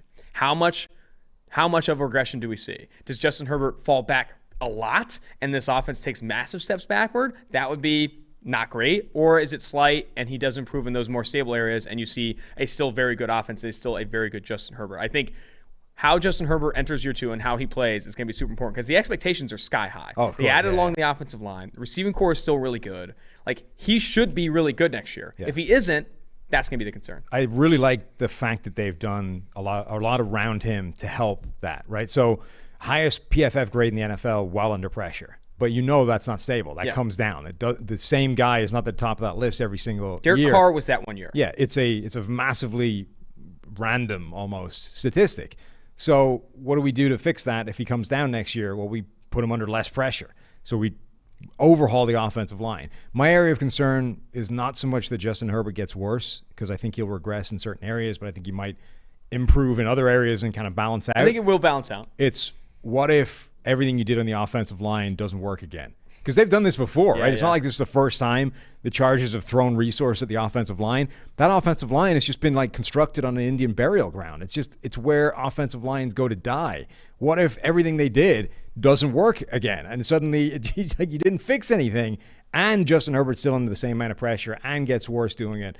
There's no reason to think it should happen. I love everything they did. I think Slater, Corey Linsley, Matt Filer, Brian Bulaga gets back healthy. Like, I really like the potential, but I've said that before, and it could easily go south again. It could. I mean, remember when they drafted Forrest Lamp and Dan Feeney? Yeah, and we were like, oh man, they're retooling this interior. It's going to be great. And then those guys never panned out. Neither of them. Rashawn Slater, I love what they did with the draft. Their first 2 picks were home runs. Rashawn Slater, obviously at 20, the first round pick, and then Asante Samuel Jr., one of the steals of day 2. Like, they've done a lot of the right things. I definitely still think it hinges, though, on the development of Justin Herbert. Like, how much better does it get? And does it get better in the right areas? Like, if he's still this unstable, volatile quarterback that's still not positive for the future, like, he needs to be a top 15 graded passer from a clean pocket next year. Needs to take significant strides because he has every reason to. All right, Las Vegas Raiders. I said, similar to Kansas City here, I said everything but Derek Carr and Darren Waller. This roster is bad. The offensive line somehow got worse this past year, obviously moving on from Gabe Jackson and Rodney Hudson. Like, this team lost pieces along the offensive line. And I think Derek Carr and Darren Waller are the 2 best players on this team. And that's a problem. Like, that's the problem. The defense is a no-name defense that will be learning a new scheme this year. And offensively, you need significant development from the receiving core. You lost your best receiver last year in Nelson Aguilar. Like, I think Derek Carr and Darren Waller can only take this team so far. Derek Carr and Darren Waller can bring this team to 7 wins next year, 6-7 wins next year. But that by itself does not make you Super Bowl competitive. This defense needs to take significant strides, and I just don't see it happening. Like, they have failed to develop any of the young players on that defense. Trayvon Mullen, Damon Arnett, Jonathan Abram, Cleveland Ferrell. Max Crosby's probably their best defensive pick over the past few years, and even he isn't like a legitimate difference maker for this team. So a lot of concerns with the state of the overall roster for the Las Vegas Raiders, but at least they have Derek Carr and Darren Waller. I mean, I think there's also the potential that Derek Carr plays worse. I mean, Derek Carr's always that potential. The last couple of years have been good, and they've been getting better. And last year in particular was the best year he'd had since that 2016 season, where he looked like he was going to be phenomenal going forward. But as you said, the offensive line is probably going to be worse next year. There's just no guarantee that Derek Carr is going to be as good next year. And if he isn't, everything looks a lot worse. So that would be rough. That would be a rough a draw of the cards. If the Raiders, with how good they were last year, which wasn't even good, but with how good they were last year, if Derek Carr doesn't even play to the level he was last year, man, that again, they need to blow it up. But they've needed to blow it up since John Gruden got there. And they've done a lot of rebuilding everywhere but the quarterback position. And that makes things difficult. When you have all that money tied to the quarterback position, it's hard to actually rebuild because so much of your salary cap is given to Derek Carr. Well, also when you keep massively overdrafting players and swinging and missing with your their draft strategy also picks. hasn't been good. Little break to tell you about our DraftKings deal here. DraftKings Sportsbook is giving you a chance to lower the over-under on a featured playoff game. All players who place a bet on the featured basketball game will have a hand in lowering the over-under on the game. That's right. For every 1,500 players who bet the over on a selected game, the over-under will drop by 1 point.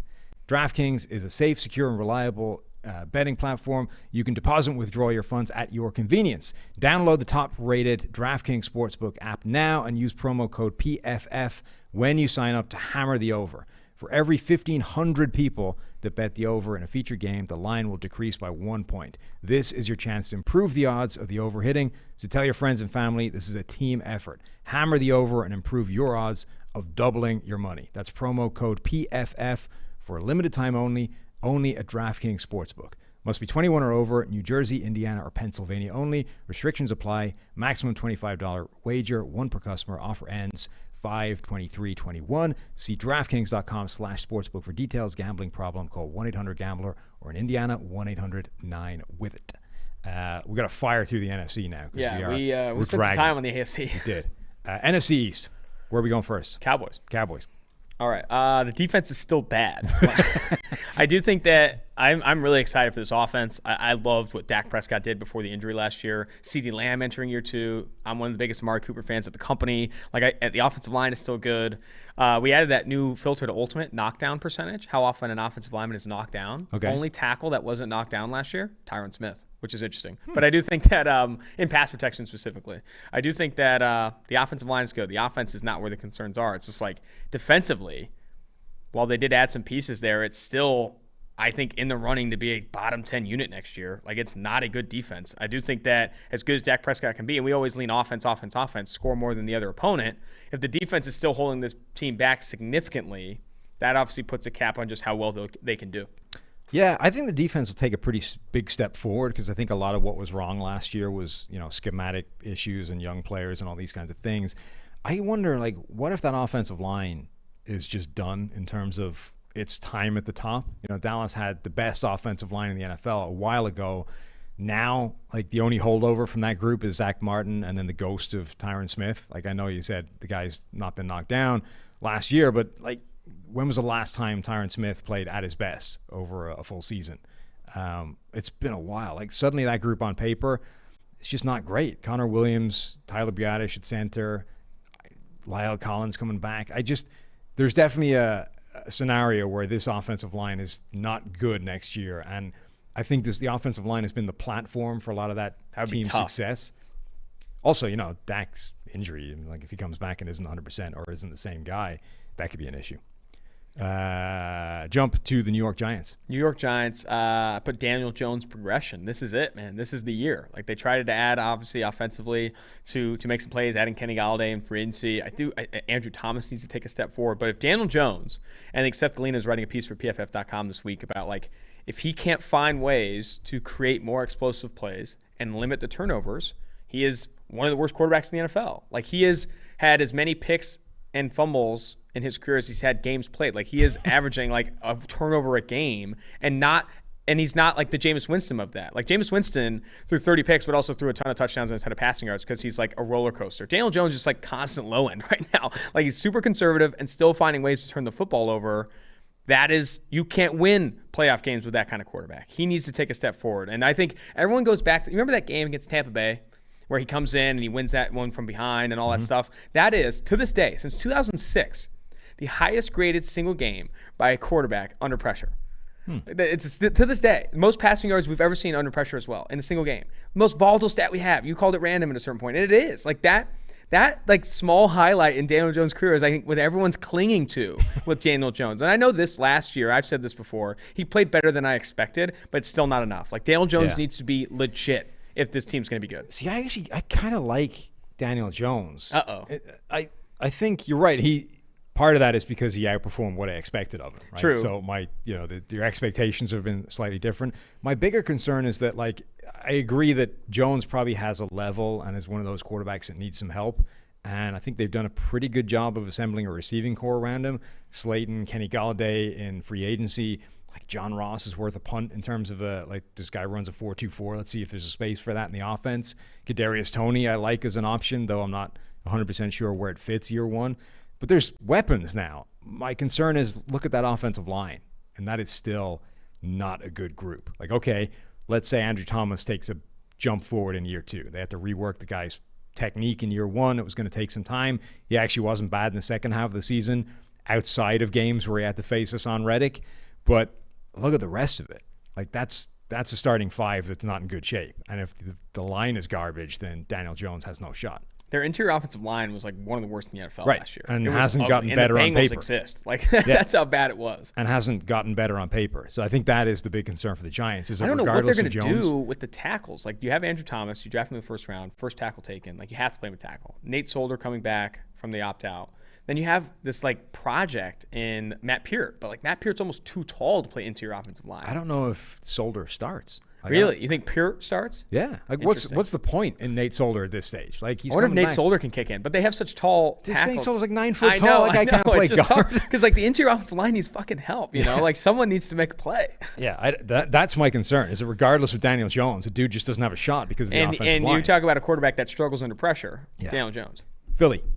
Jalen Hurts progression. So I do think that this team is in a very good place to be drafting top 3 next year. I think the Texans and Lions are going to be in a really good place to be going 1-2. But the Eagles, man, defensively, not a good team. Offensively, not a good team. Like this team needs a lot of help. And Devontae Smith, the addition, great, love that. I don't know if I necessarily love the trade up for it, but whatever. Jalen Hurts isn't good. This team isn't good, and they're drafting a quarterback in the top 3. That's a fact. Like, in Jalen Hurts, even though like there were some signs of life, it wasn't a life I wanted. You know, it's like it's not necessarily signs of life. Like his selling point was this isn't Carson Wentz, right? Yeah. Like that was why everybody got excited. True. Yeah, it was like Jalen Hurts comes in immediately. There's some signs of life, and it's like, oh great, look, Wentz isn't here anymore. The problem was that they were literally dead on the ground, and like you saw like a random heart palpitation, like a twitch. Oh my god, there might be something there. Twitch. And it's like, wait a second, it kind of sucks. Still. Like it's still nothing good. So I do think Jalen Hurts could prove a lot of people wrong by lighting it up next year. And I think the Eagles are kind of like, hey, if that happens, let's do it. And they're going to try to put him in a position to do that. However, I think it's unlikely that he does meet those expectations so much that it's a team that's drafting in the top 5, and it's a team that's taking a quarterback in 2022. Yeah, and even if they're not, or if they're not drafting in the top 5, they're going to have the extra first-round pick. They're going to have the ammunition to go get the quarterback, which is a super smart trade down by them. 100%. Yeah, absolutely. Particularly like once they decided Zach Wilson's the only other quarterback we like. He's not going to be available. Let's get out. I don't hate that strategy at all, even though it leaves you with Jalen Hurts for this year. I agree. He's their reason for pessimism. If he doesn't take a massive step forward, this team is not going particularly far. All right, Washington. So I put the bottom of the Ryan Fitzpatrick roller coaster. Dare talk about Ryan Fitzpatrick. I think Taylor Heineke starts games for this team. Come on. I think Taylor Heineke starts games for this team. I think they're going to swap in some Ryan Fitzpatrick could get hurt. I think it could get ugly.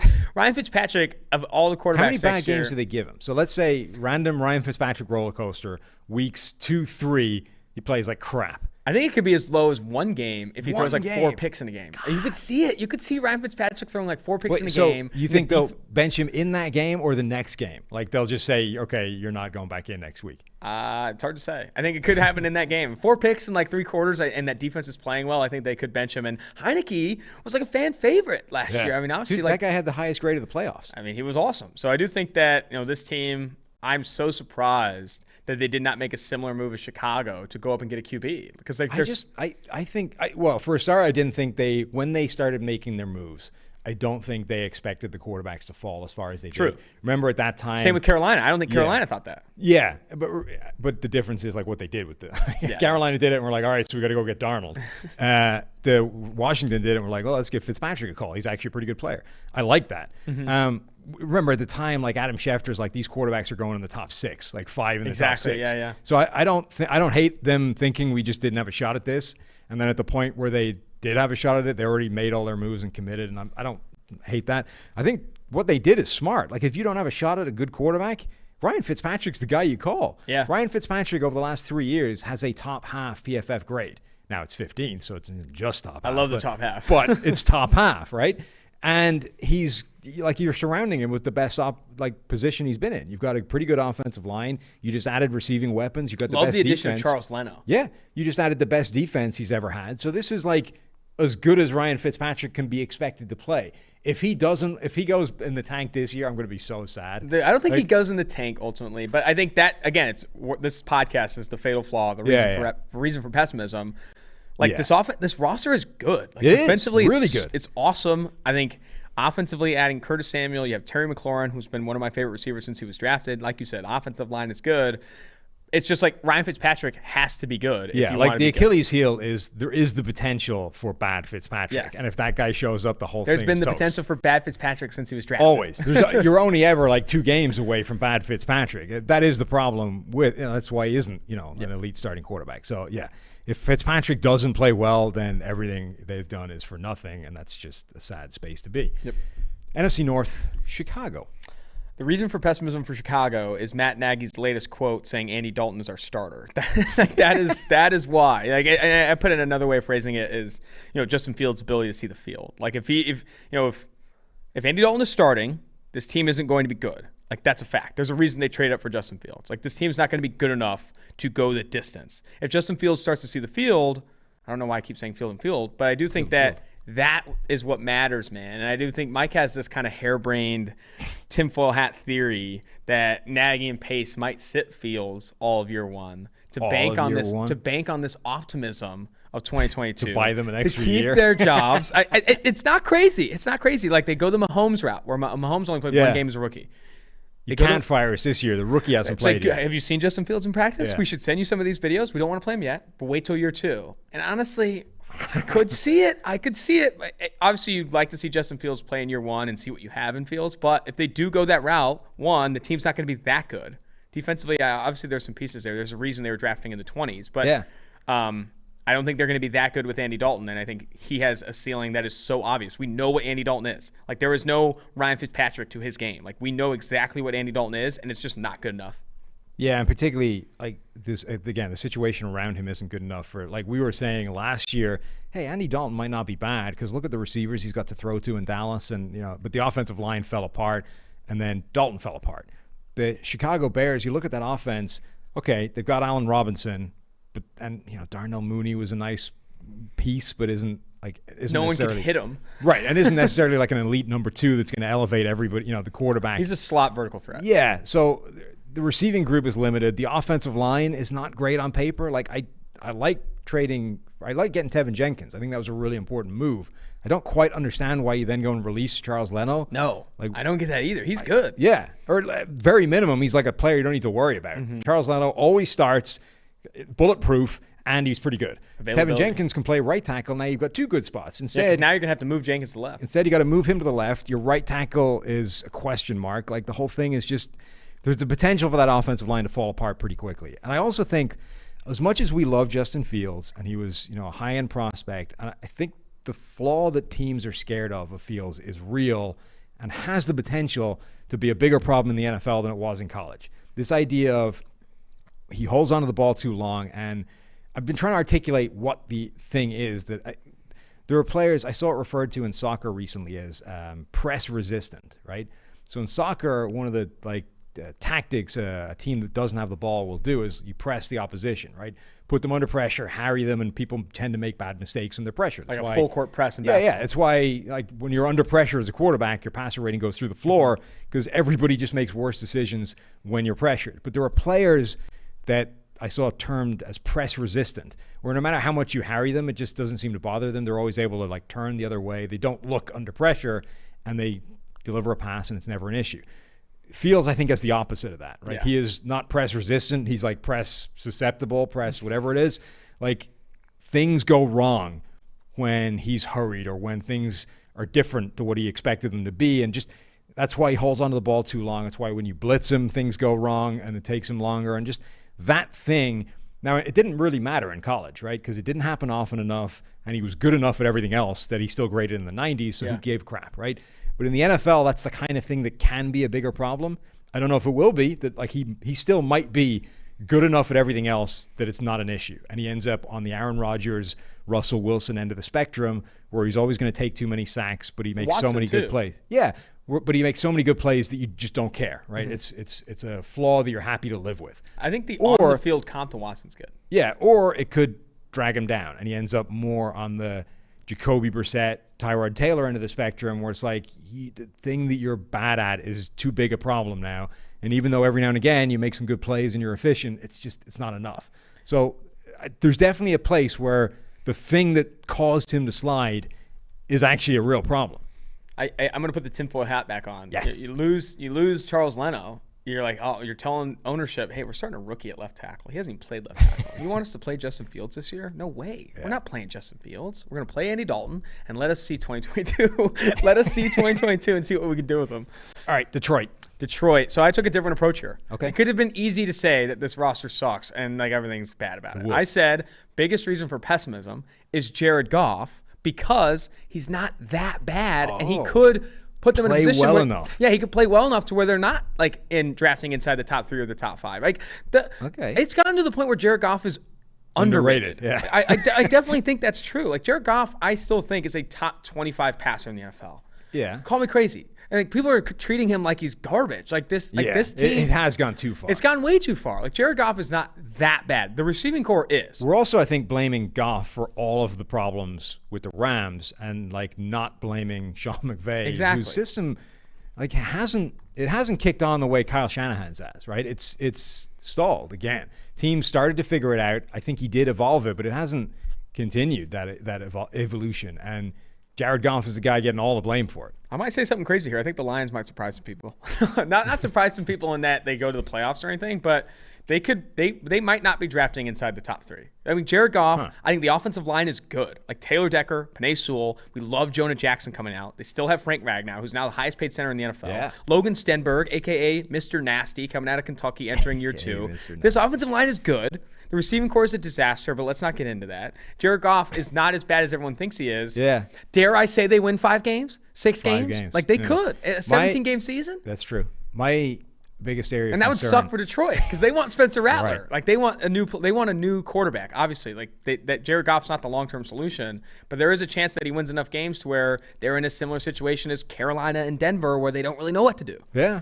What if Dan Campbell is just too much of a cliche to be successful? Right? Did you see he was on the PMT? Yeah. And I think he was playing up to it, right? Because that was kind of their shtick. Had to. You know, football guy. Like, would you lose an arm for Super Bowl? That kind of thing. Yeah. But like, if everything he's done so far could easily be read into this idea of like comedy cliche, kneecap biting, trenches, old school, archaic, dinosaur football, right? And if that's actually who he is, you're pretty.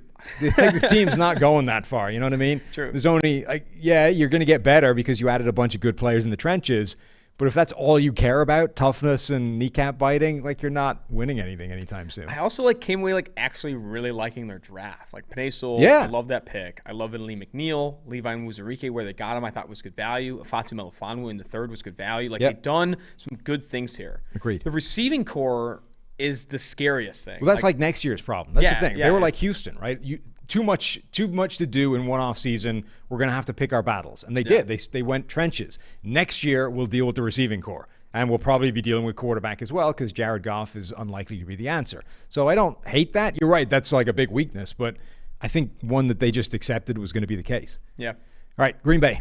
Aaron Rodgers' plans, right? I mean, this is like if Aaron Rodgers does not play in Green Bay next year, they're screwed. Yes. Like that's the fact of the like. If the ball's in his court in a lot of ways too. Like I do think that if Aaron Rodgers decides to retire, and the thing is, I don't see a way they piece it back together. Same. Like he's already telling players that he's leaving. Like it's bad. And the thing is, it's kind of your fault, right? Like you burned the bridge. You caused it. Now I've seen people saying like, do you really think it would have made a difference if they'd like given him a heads up that they were going to draft his replacement? Yes, because Aaron Rodgers is exactly the kind of person that would get all bent out of shape over being surprised by that, right? He doesn't talk to his family. This is what I'm saying. This is a man that holds a grudge over really insignificant things, and you're telling me there's no possibility that you being courteous and like giving him a heads up that, hey, I know you want a wide receiver in the 1st round, but we're actually thinking of your replacement, wouldn't have changed things.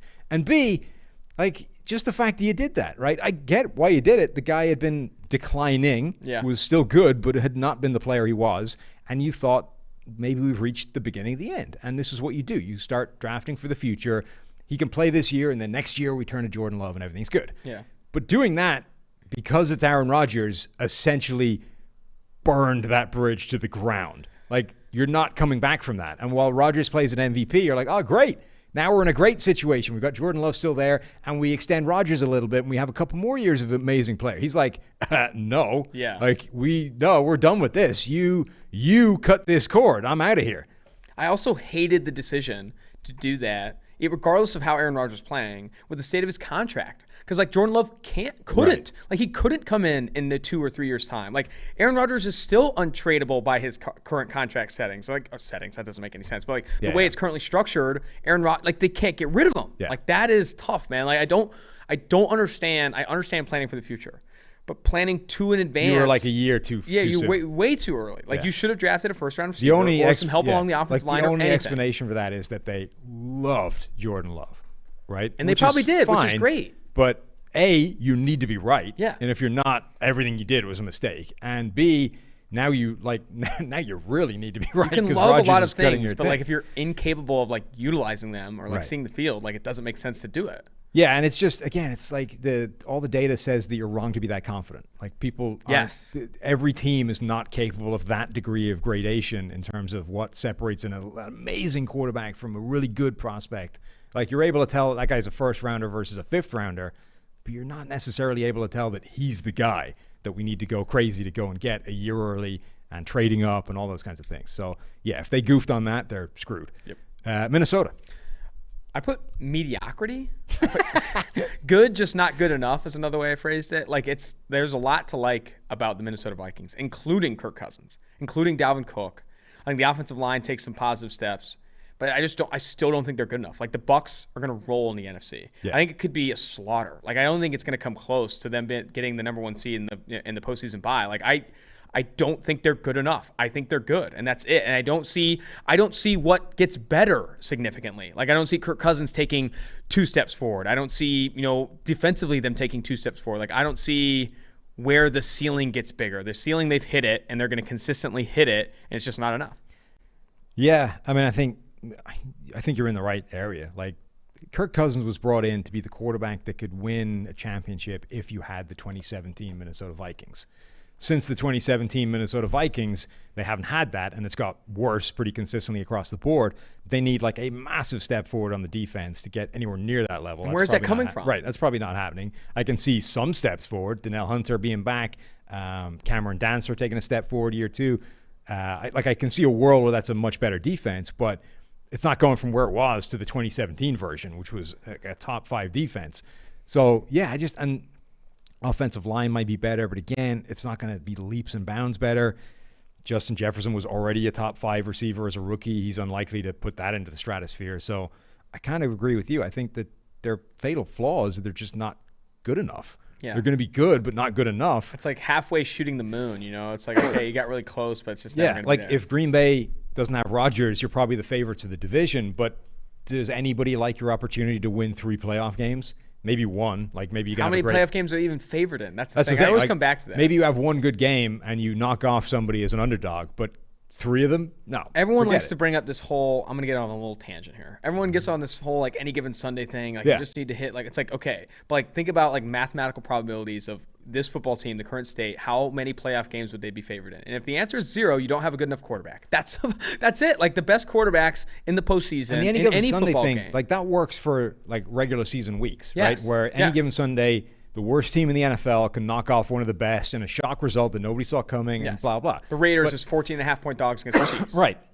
But A, it's a freak occurrence. That's why it's like talked about. B, it tends not to happen in the playoffs. And C, in order to do anything in the playoffs, you need to do that like 3 times in a row, not 3 times in a season. So it's you don't build your team to look like the Eagles with Nick Foles. Okay, you build your team to look like the Chiefs and the Bucs because they're going to be consistently competing for Super Bowls. Yeah. So I think the Vikings' biggest reason for depression or optimism is just that they're not going to go anywhere. Biggest reason for depression.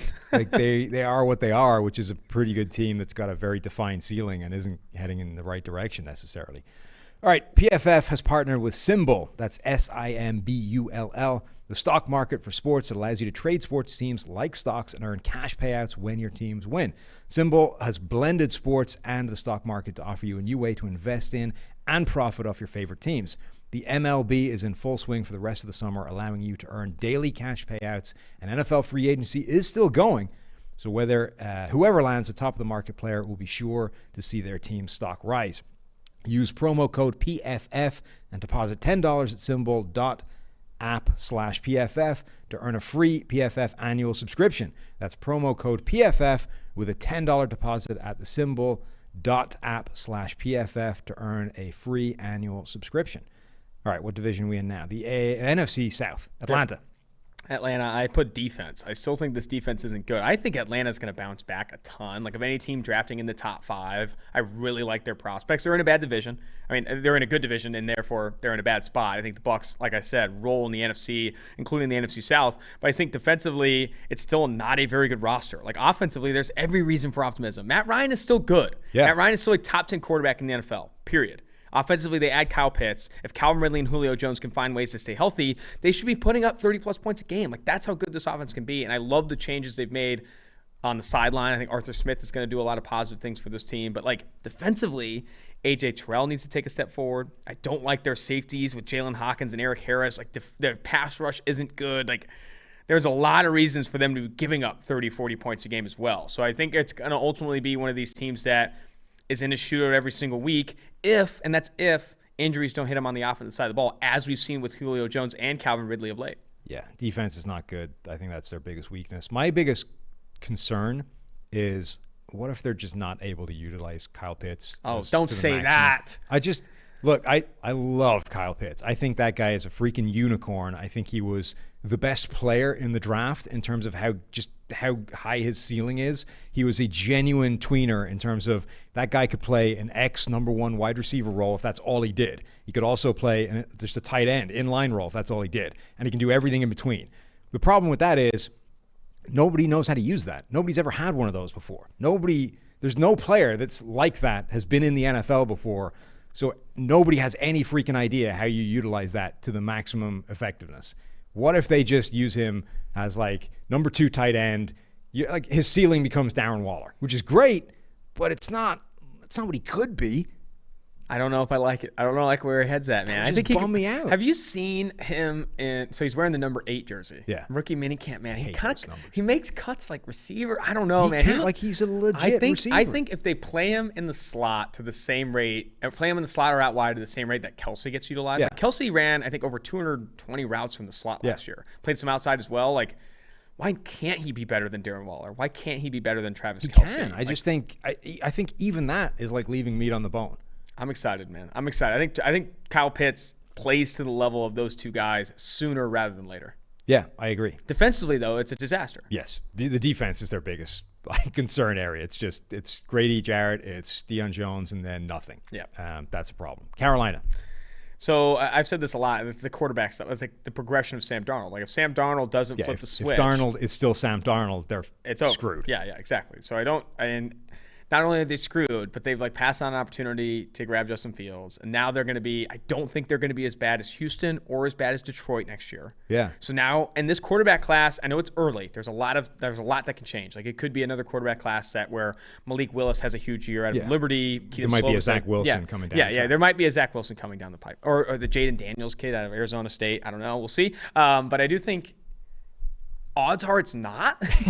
Odds are it's Spencer Rattler or bust. And there are even some concerns with Spencer Rattler that we don't have with Trevor Lawrence. A lot of people don't like Spencer Rattler. There's some off-field with him too, where his maturity and stuff like that you see show up in name some things. Alone, though, you got to put him number 1, right? Exactly. Rattler, it sounds like a quarterback. It's fantastic. So I do think not only is the Sam Darnold progression a huge concern, but if he doesn't pan out well, they're not going to be as bad as Houston or Detroit. They're not going to get a top quarterback prospect. I always bring this up. It comes back to the Teddy Bridgewater decision. Why this team was not ready. Matt Rule all coming in, a new coaching staff. This team was not ready for a quote-unquote bridge quarterback. It was ready to start Will Grier for a full year and get Trevor Lawrence. That was what it was ready for. It was ready to completely reset. Can you imagine if this team either had Trevor Lawrence or Zach Wilson? Yeah. We'd be talking completely different about the Panthers. Now, they're trying to make Sam Darnold a thing. And if they don't, and he doesn't pan out, they're going to be struggling to get a Sam Howell of UNC or Keaton Slovis at a USC. They're going to be getting one of the second or third best quarterback prospects, if that. Yeah, I still think that there was reasons to make the Teddy Bridgewater thing happen.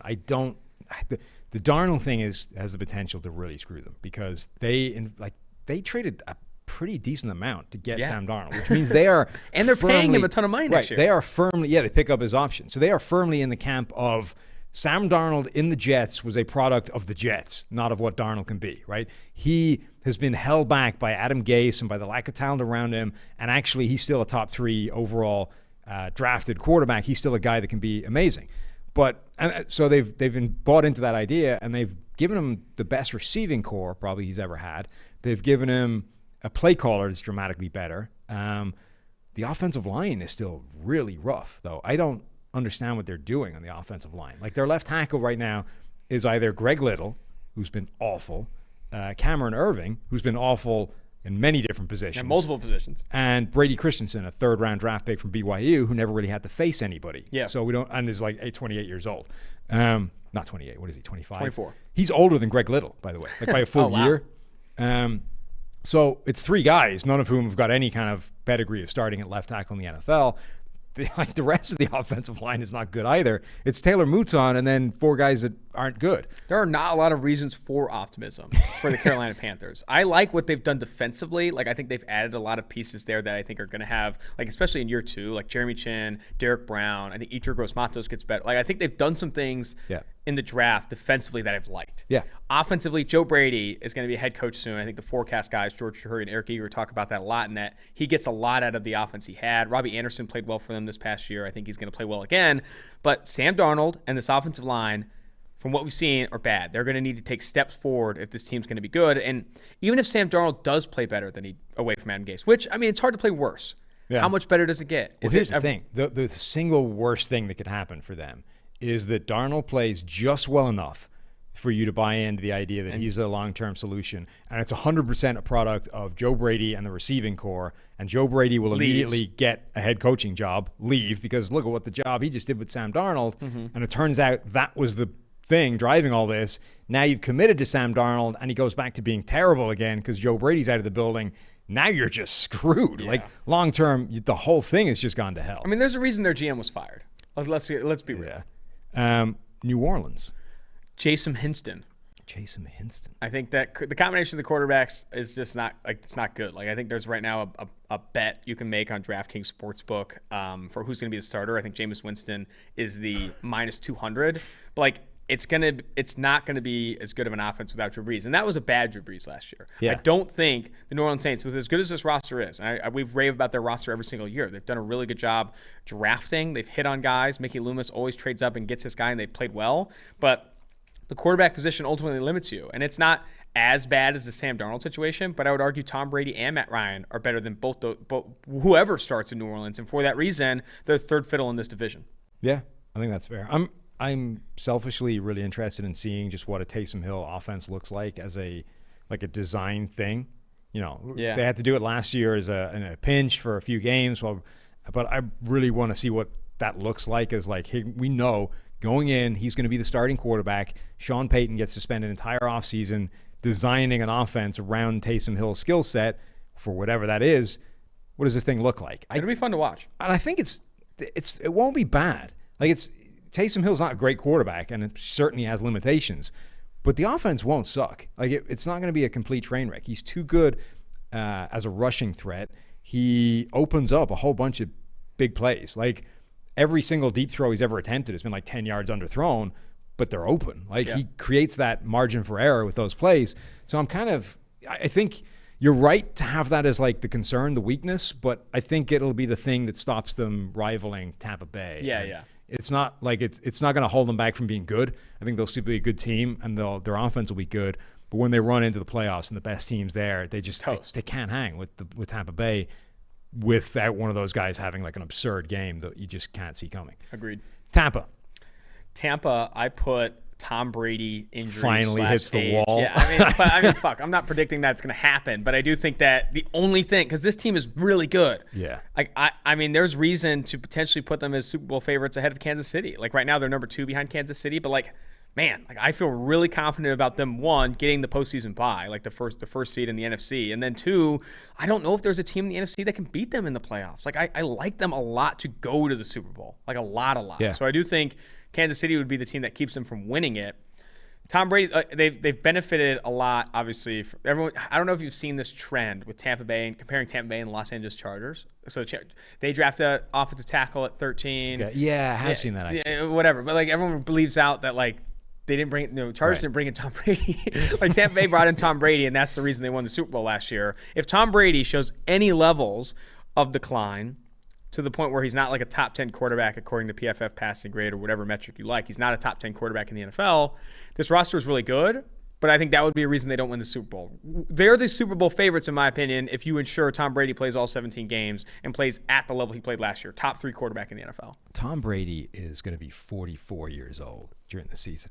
Like, at some point, it has to, right? At some point, sooner or later, the guy has got to decline. I mean, there were points early in the season where we're like, is it now? Like, is he walking? But that's the scary thing, is that he said he was dealing with a knee injury all season long. And he didn't know the playbook. And he was still like working at the playbook for half the year, which is why like the Bucs weren't really amazing until like week 12. Yeah. And then they started to cook down the stretch and into the playoffs. Their whole first half of the year was just about treading water and making sure we're in position when we finally get this sorted out, that we haven't left it too late and we're going to make the playoffs.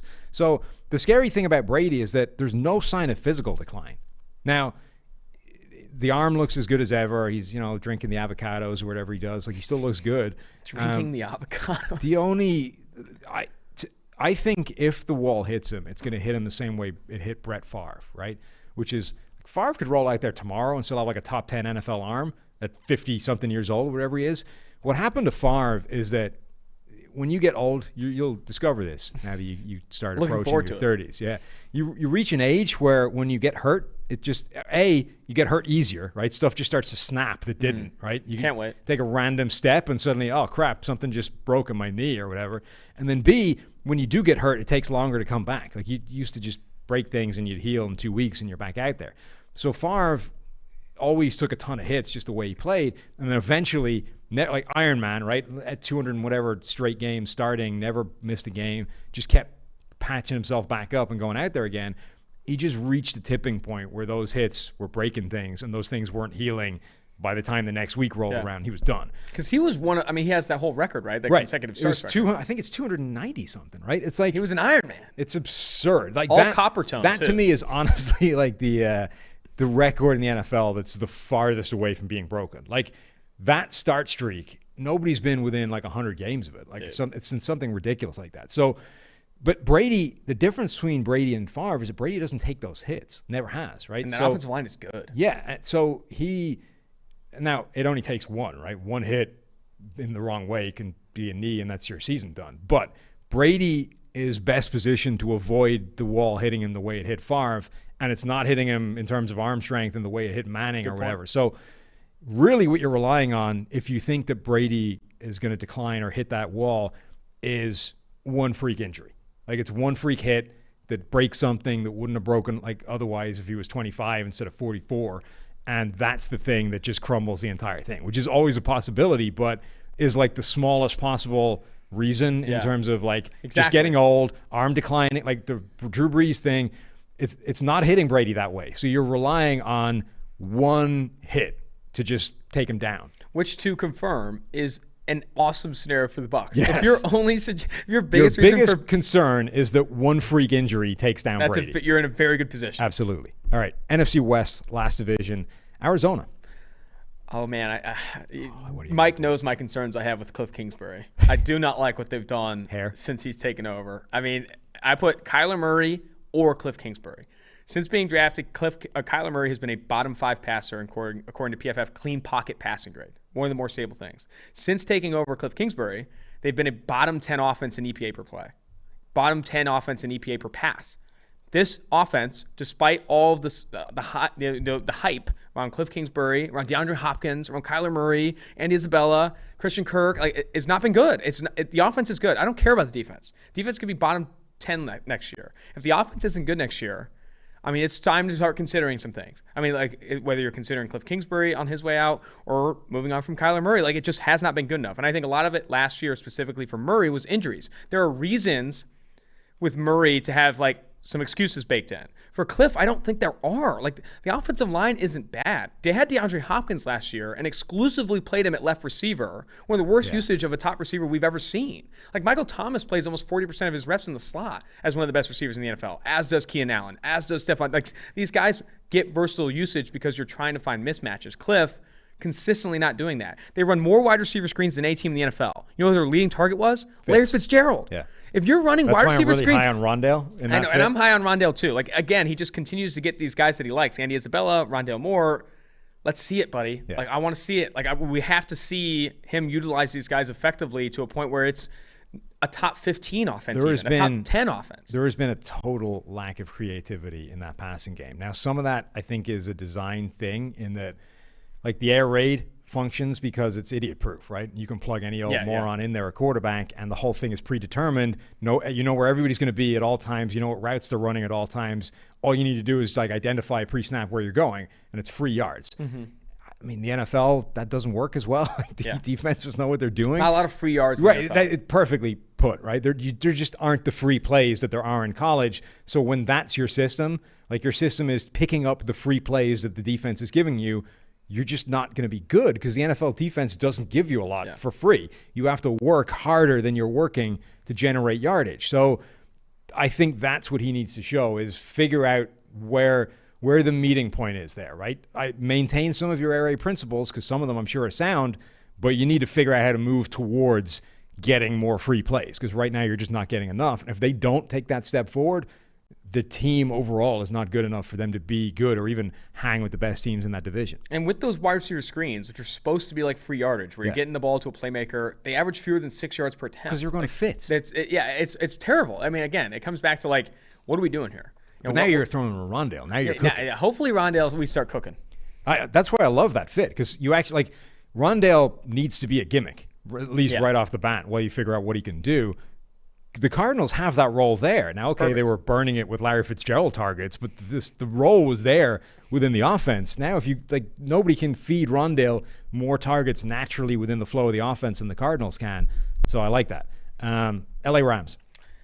I put just how good is Matt Stafford because Matt Stafford, I do think I love the defensive roster. I think offensively, I like Robert Woods. I like Cooper Kupp. I think the offensive line isn't great, but it's not as bad as it was a couple years ago.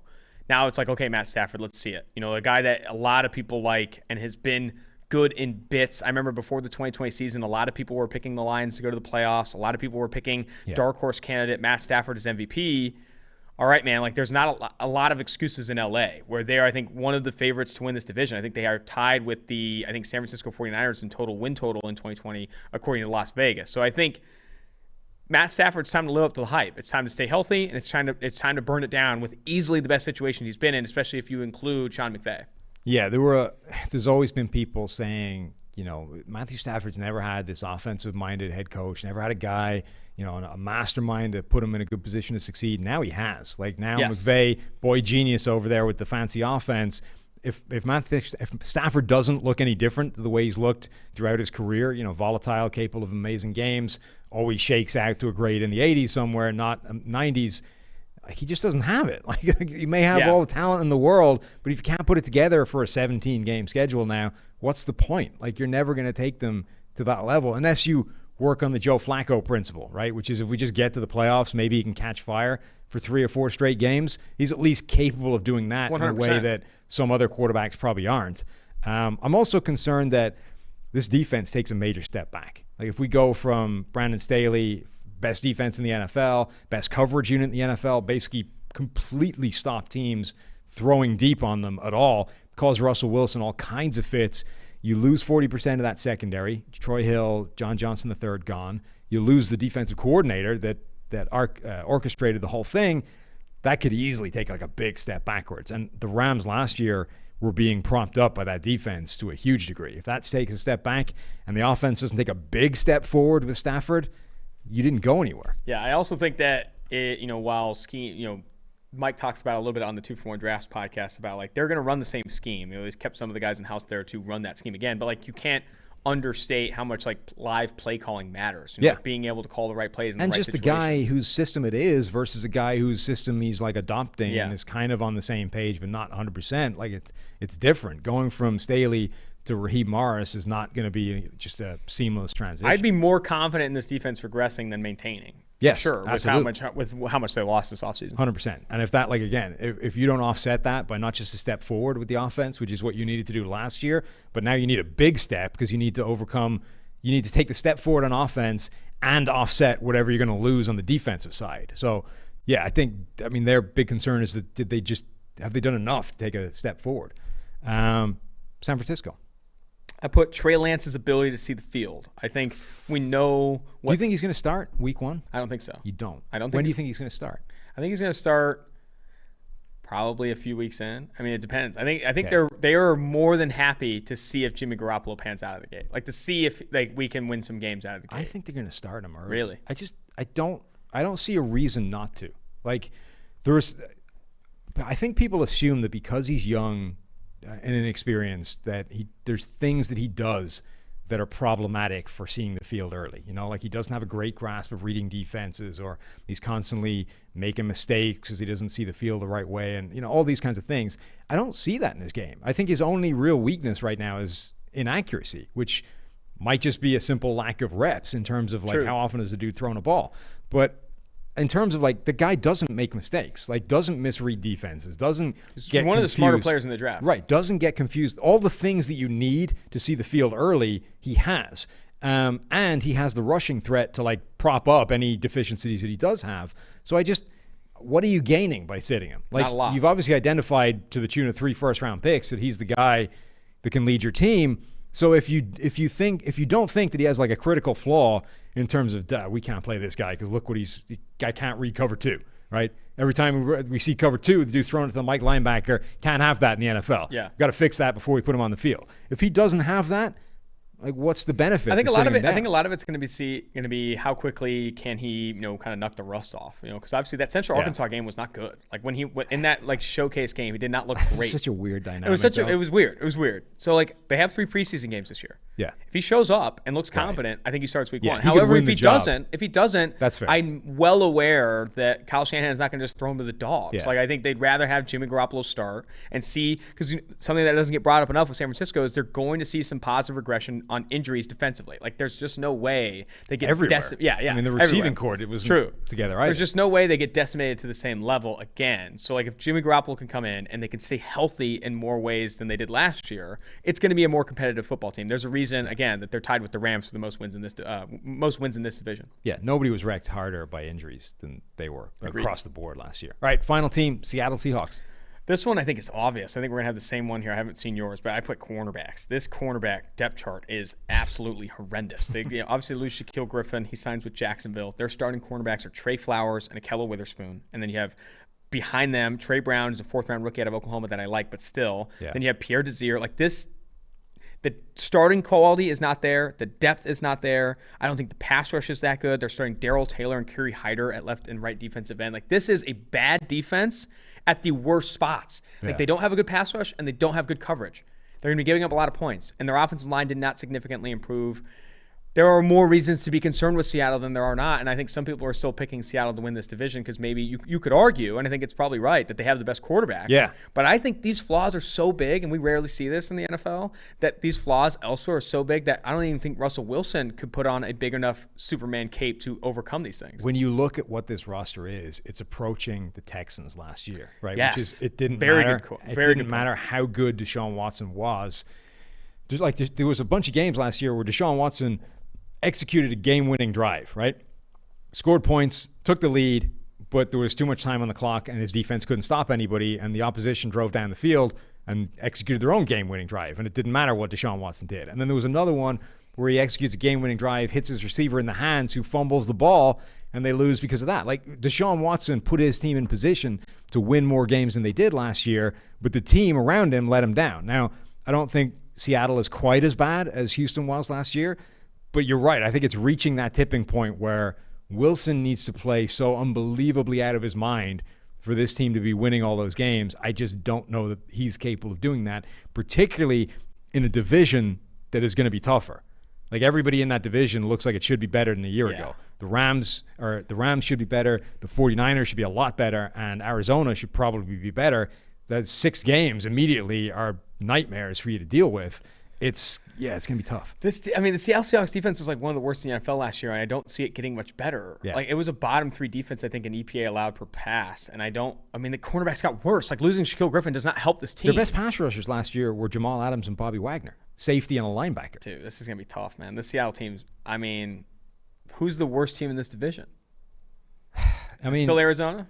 Yeah, but if you take the quarterback out, it's easily Seattle. I know, that's tough. And Russell Wilson is not impenetrable. I mean, he could get injured and lose a couple games. But they clearly don't want to just make it all Wilson, right? They want Wilson this team's going to hand the ball off to whoever their running backs are. They don't want... They keep burying Rashad Penny down the depth chart. Who'd they add? I know they added somebody. They bring back Chris Carson. Rashad Penny is literally going to be a backup running back for the entirety of his rookie contract. They don't want to do what at least Houston was prepared to do last year and say, our only hope is Deshaun Watson, so let's let him do it. Yeah. Like, Seattle wants to protect Russell Wilson, and they need Russell Wilson to be the only thing propping this team up. Tough, man. This is a tough situation for Seattle. All right. There we have it. Reasons for pessimism, reasons, fatal flaws for all 32 teams in the NFL.